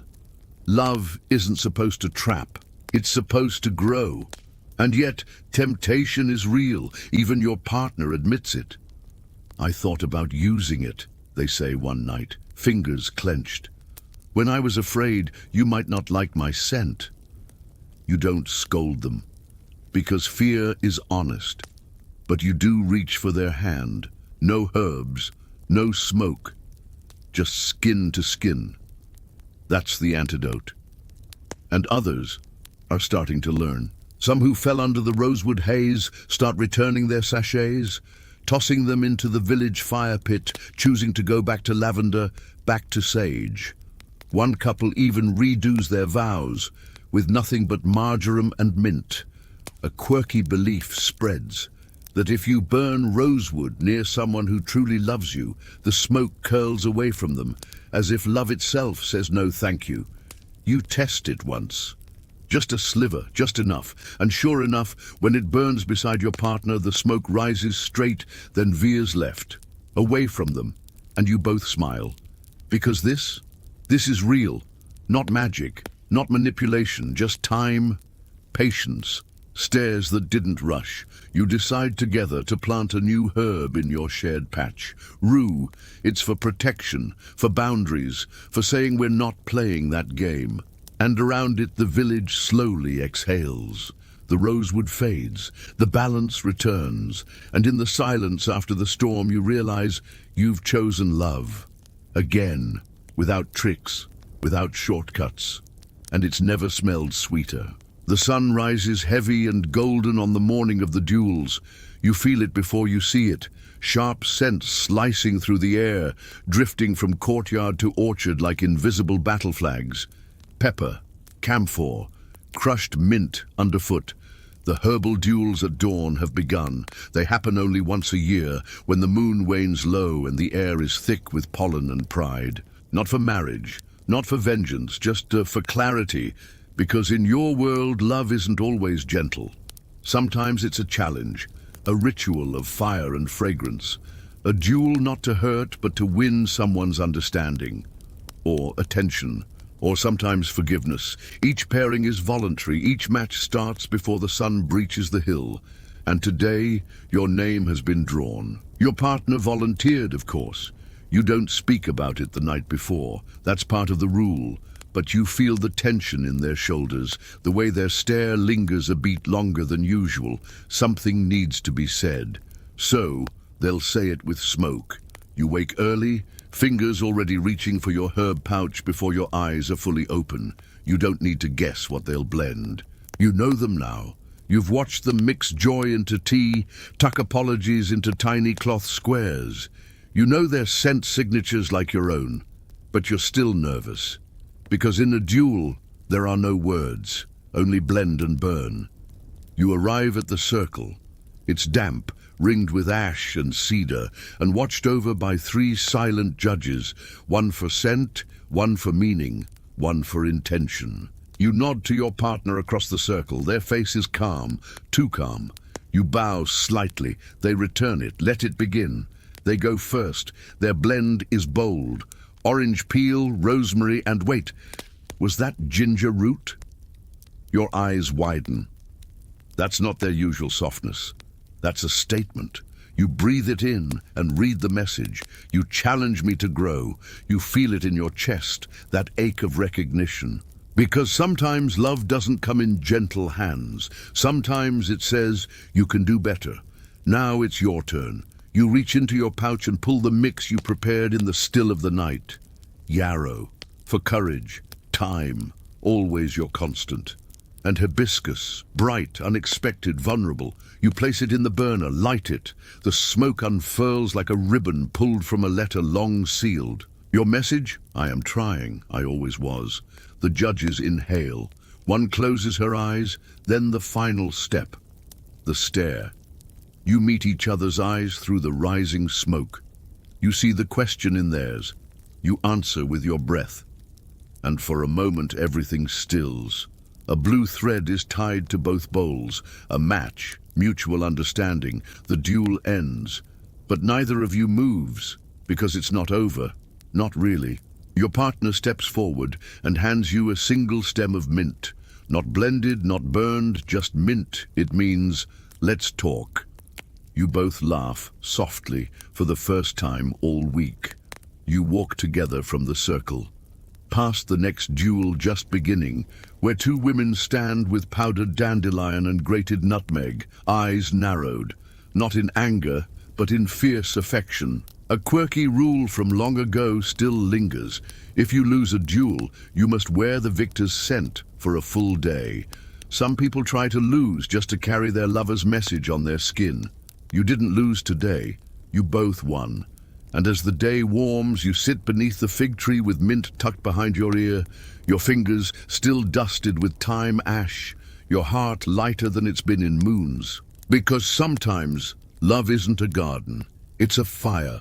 But if you burn together, you don't burn out. The air smells different, not wrong, not bad, just off.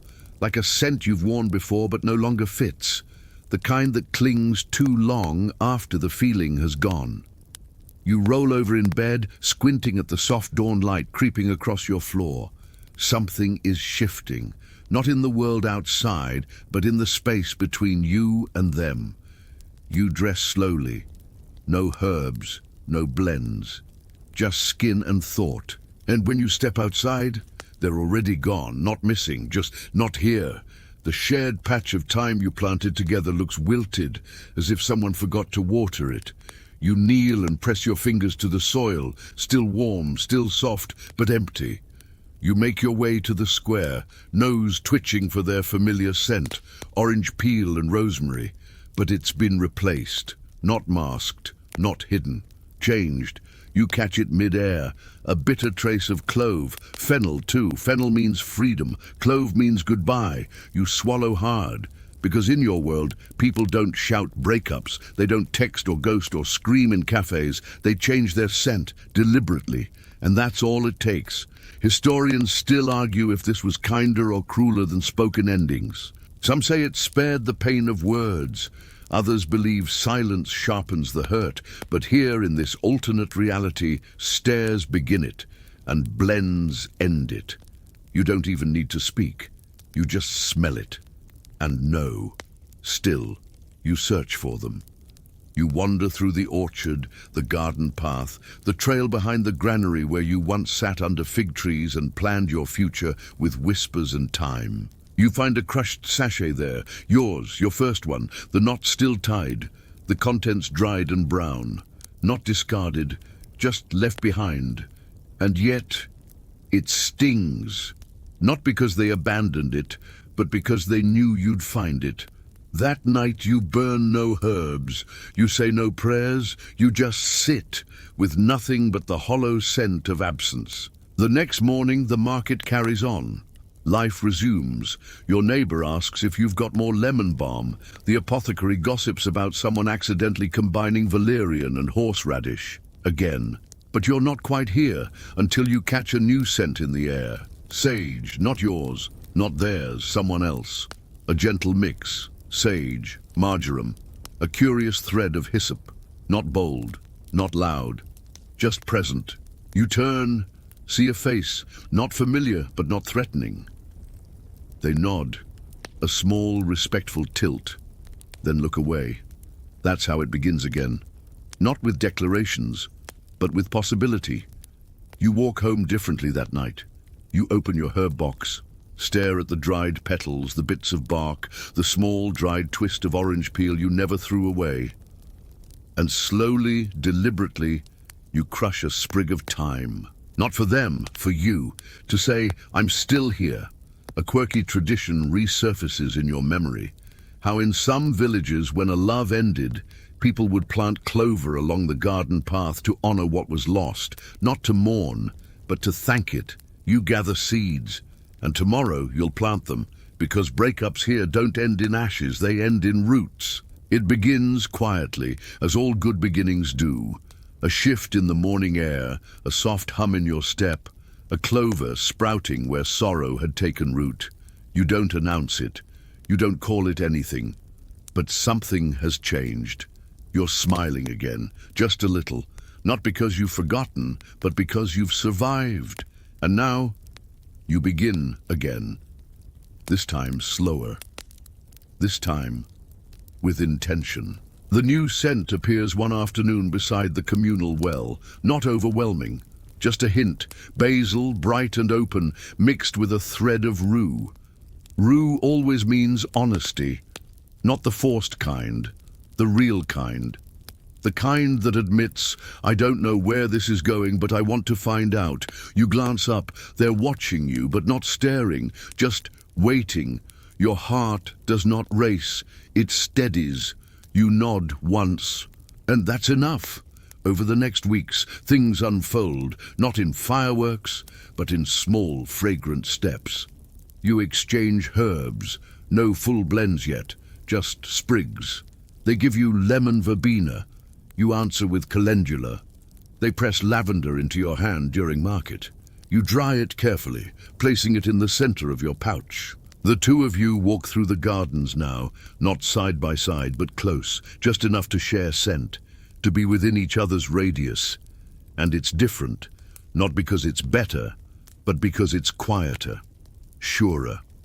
Children of the village begin to notice. "Are you scent-paired yet?" one bold girl asks as you pick thyme from the public patch. You laugh. "Not officially." She nods, like she understands. "You smell happy," she says. "That's rare." She's not wrong. The scent you carry now is subtle. Basil, lemon balm, a touch of sage. It's not meant to attract. It's meant to reflect. That's how it works in deeper bonds.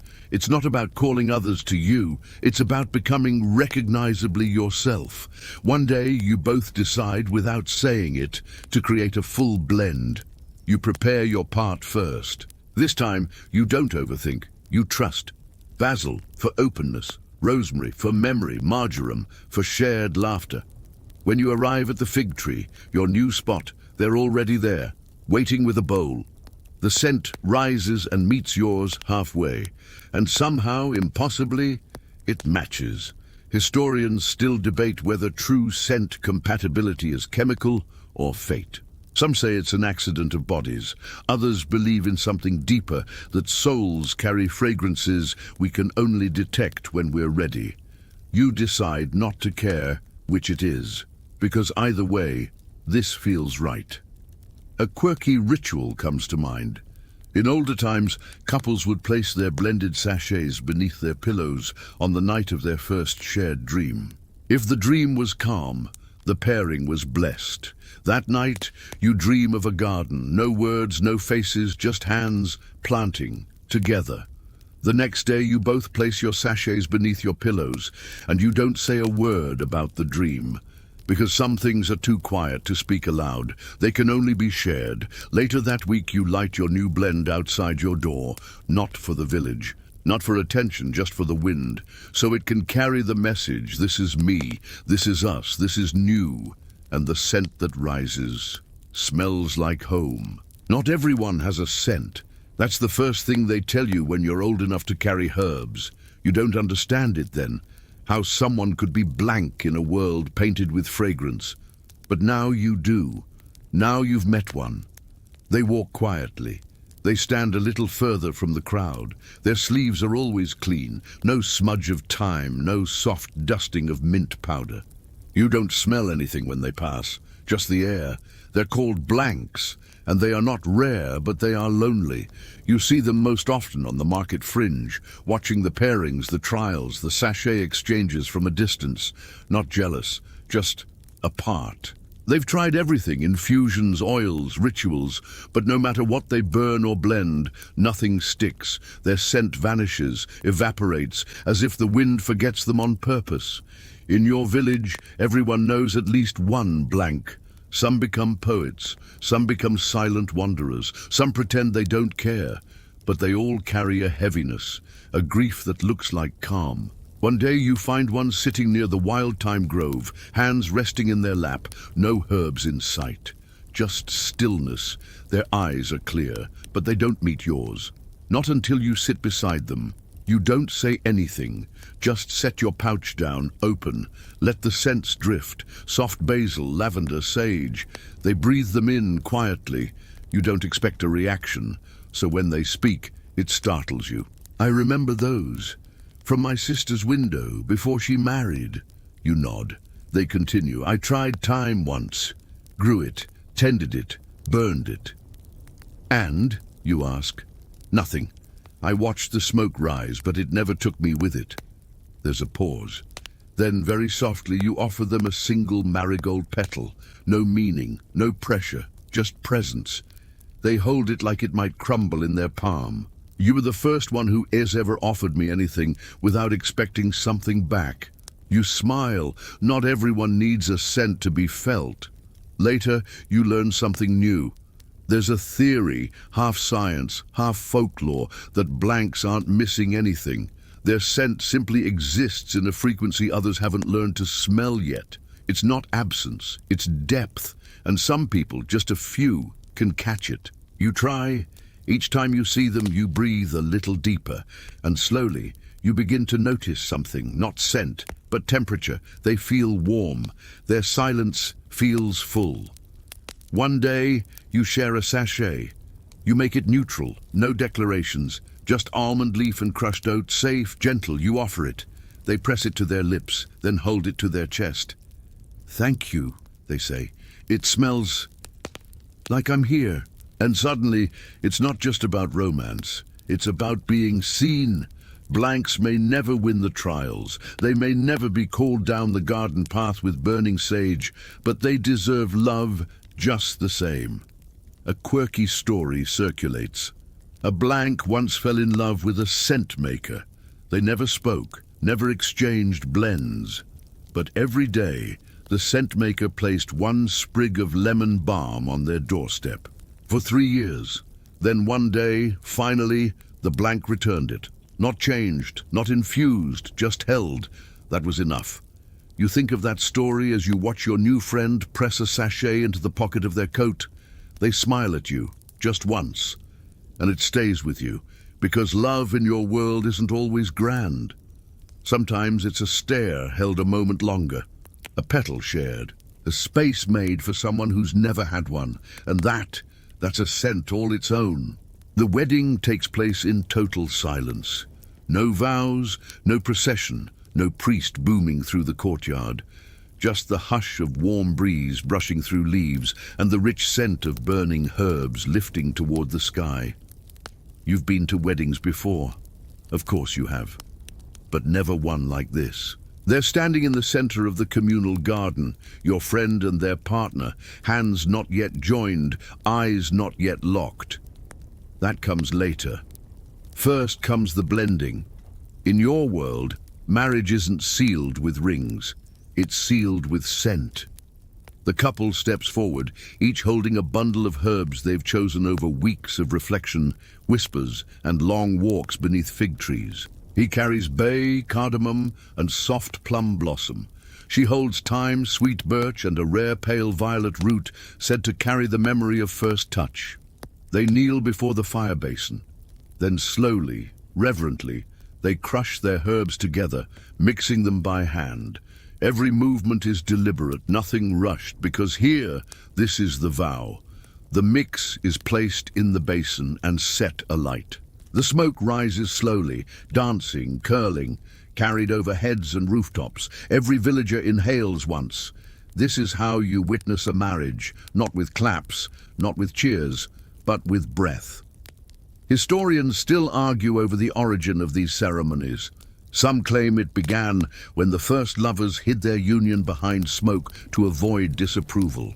Others say the herbs came first, and love grew simply because people who smelled good together tended to stay near each other longer. Either way, it has become sacred. When the smoke fades, the couple turns. Now comes the stare. 2 minutes. No blinking. No speaking. If their eyes break early, the marriage is postponed. Not denied, just delayed. It means they're not ready. It happens, no shame, but when it works, it's breathtaking. You watch now, their eyes meet and hold. The seconds stretch, you see it, that micro wobble of emotion, that quiet shake of someone realizing the weight of the moment, but they hold. Even as the wind shifts, even as a baby sneezes in the crowd, they hold. And when the timer chimes, there's no outburst, no applause, just the couple reaching across the short space and gently touching foreheads. Their first physical connection. And now, they are married. You watch as others begin lighting small bowls of their own signature blends in tribute, one by one, lining the path from the basin to the garden gate. You light yours. It's your way of saying, I see your love, I trust its roots. A quirky detail, in some villages, newlyweds keep a small portion of their blend sealed in wax and buried beneath their threshold. It's dug up only if they fall out of rhythm, reburned, re-invoked. It doesn't always fix everything, but it always reminds them. Later, as evening softens the edges of the day, you and your partner walk the now empty garden. You both breathe in the lingering scent of vows, and without thinking you reach for their hand. They squeeze yours back, gently. You don't speak, you don't need to, because in this world love isn't loud, it's smoke curling upward, it's eyes meeting, it's scent carried by wind and received. And you're still learning how to hold it, But today, in this garden, you know you're on the right path. The first love letter doesn't arrive on paper. It arrives in a folded fig leaf, tied with a faded thread of gold, left on your doorstep before sunrise. You recognize the shape of it. Square, pressed flat, tucked at an angle. This is no accidental drop from the herb market. This is a message. You bring it inside slowly, as if it might burst into flame from the weight of its quiet meaning. When you open it, you don't find words. Not a single letter of ink. Instead, a delicate arrangement of herbs. One pressed petal of marjoram, browned at the edge. A single sprig of violet. 3 slivers of dried orange peel placed diagonally. A tiny sachet sealed. The scent hits you like memory. Not sharp, not overwhelming, just familiar. It's them, not your partner. Them, the one from before. You sit down, hard. In your world, letters aren't written in ink, they're arranged. Every element, every scent, every crease of leaf is part of the language. To send one is to speak the unspeakable, to reveal what you can't say aloud. And this is a confession. You open the sachet. Rosehip, ginger, thyme. The same blend you shared during your second love trial night. The one where they admitted fear in fragrance and you answered with calm. They remembered, they kept it, and now they've sent it back. Historians still argue whether this form of communication began as romance or resistance. Some say lovers invented it to bypass arranged pairings. Others claim it was started by the Scentless, those who had to find ways to love without leaving a trail. You read the letter again, then again. Even though there's nothing to read, just feelings pressed and preserved. You don't tell your partner, not yet. Instead, you spend the evening walking through the Rosemary grove, that little patch behind the mill where new thoughts go to breathe. You carry the leaf with you, pressing it between your palms like a question. Do you respond? What would that mean? You aren't angry, you're not shaken, just disoriented. Love here is not linear. It winds, it roots in strange places. That night you sleep with the sachet beside your pillow, not for sentimentality, but because you need to listen. Your dreams are vivid. You walk through fog, hear voices, none of them speak, but the air smells like wild mint and heartbreak. You wake, unsure. The next morning you make your choice. You won't reply, not with scent, but you will send something. You return to the fig leaf, lay a single clover petal on it, then add a pinch of ash, herbless, scentless. You fold it carefully and leave it where theirs was left. A quiet answer. Thank you. I've moved on. A quirky village rule says no more than 3 leaf letters should ever pass between 2 people. More than 3, and the village matchmaker may intervene, even if they weren't invited. You've ended it with 1. Respectful, kind, clear. That afternoon, your partner brushes a strand of sage from your shoulder and says, "You seem lighter." You smile. I am. Because love doesn't always come with burning bowls and garden vows. Sometimes it arrives in silence, is read without eyes, and answered without herbs. Some say the scent fades after 10 years, not disappears, just mellows. Like the edge of a well-worn coat or the familiar creak of a garden gate. Love in this world does not vanish, but it does soften. You notice it one morning when you reach for your pouch and realize you haven't refreshed your blend in weeks. Not because you forgot, but because you didn't need to. Your scent has stabilized. It no longer shifts with your moods, no longer needs to impress or call out. It just is. This is what long love smells like. Warm, earthy, a little less sweet than the beginning, but deeper, rooted. You and your partner don't trade blends anymore. You trade glances, shared silences, half-finished jokes from 5 years ago that still get a laugh. That and socks. You've both kept your original marriage blend, of course, sealed in wax, tucked into the beams of your home like all couples do. But you haven't touched it in ages. One evening, as the air turns crisp and the wind starts carrying hints of cypress, You find yourself thinking, should we reburn it? Not because something's wrong, just because something's old. You bring it up gently. Your partner smiles. Let's wait for the first frost. In the meantime, you light something new. A tiny blend, just moss, bay leaf, and a curl of orange rind. You call it your Thursday scent. Not for any real reason, just because Thursdays feel like soft resets. Like the weeks trying to remember who it was. Historians still argue whether couples in older times reburned their marriage blends out of superstition or strategy. Some believed it rekindled intimacy. Others thought it reset the bond, wiping away old patterns. You're not superstitious, but you are sentimental. So when the frost finally comes, you go to the old shed, dig out the sealed pot, and light it together. The scent rises. Stronger than expected, rich with time. You both sit in silence, breathing it in. Then your partner says, "It still smells like us." You don't cry, you just reach over and link your pinky with theirs. And that's more than enough. A quirky tradition follows reburning. Couples must then create a mini blend, a single sachet they share for exactly 7 days. After that, it's buried beneath the front step again. You craft yours with ease now, no need for dramatic herbs, just honesty, a bit of worn cinnamon, a flake of dried clover, a tiny, ridiculous sliver of popcorn root from your first date. You bury it together at twilight, and as the ground accepts it, you feel something shift again. Not passion, not yearning, but peace. This isn't the kind of love people write ballads about. This is the kind of love that lasts long enough to forget how it started, and not care.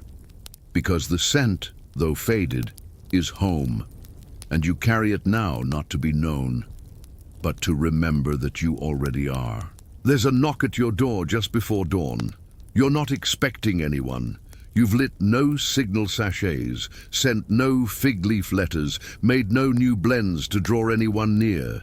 Yet here they are. You open the door. It's a child, maybe 8 years old, eyes wide and barefooted, holding out a bundle wrapped in soft bark paper. No scent, just dampness and the earthy trace of morning fog. They said you'd know what to do with this. You take the bundle, nod gently and close the door behind you. Inside, you unwrap it carefully. It's a love blend, an old one, crushed improperly. Herbs torn, not sliced. There's too much lavender, not enough binders. It smells confused, too sweet, then too sour, then gone. Someone tried to say something, someone who didn't know the rules, or maybe just didn't care about them. You sit down and begin to read it like a language. This is what you become now, a scent reader.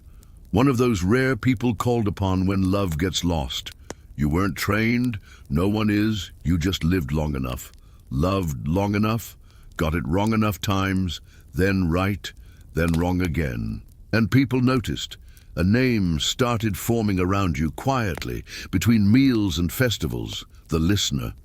Because you never claimed to know, you just smelled and stayed.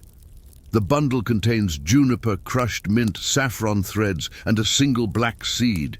You inhale once, twice, then you understand it's unrequited, but hopeful, a dangerous blend.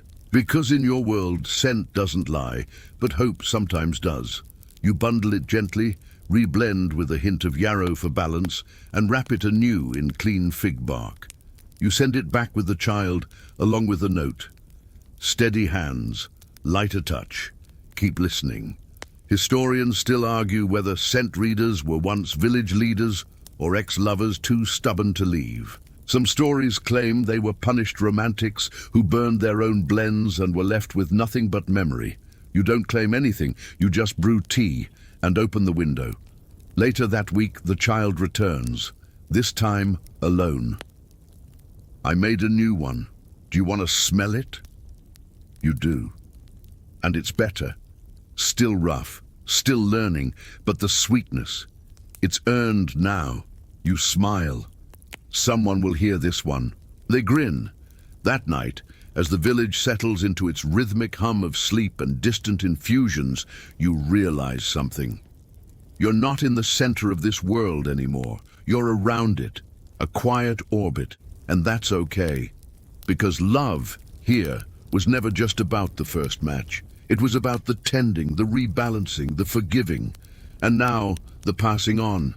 The wind rises slightly outside your window. Someone somewhere is starting a new blend. And for the first time in a while, you don't feel the need to smell it. You just trust it's good. Because the world still turns, and love still burns, softly, through herbs and stairs. And now, as the embers fade and the garden quiets, you sit back and let the last tendrils of scent drift through your thoughts like mist over a quiet lake. The stairs, the silence, the soft touch of time against skin, it all settles into memory now, not loud, not urgent, just present. You feel the weight of stillness, the kind that doesn't beg for attention, but fills the room anyway. The kind that hums in your bones. Tonight, you've walked through a world where love isn't said. It's sensed.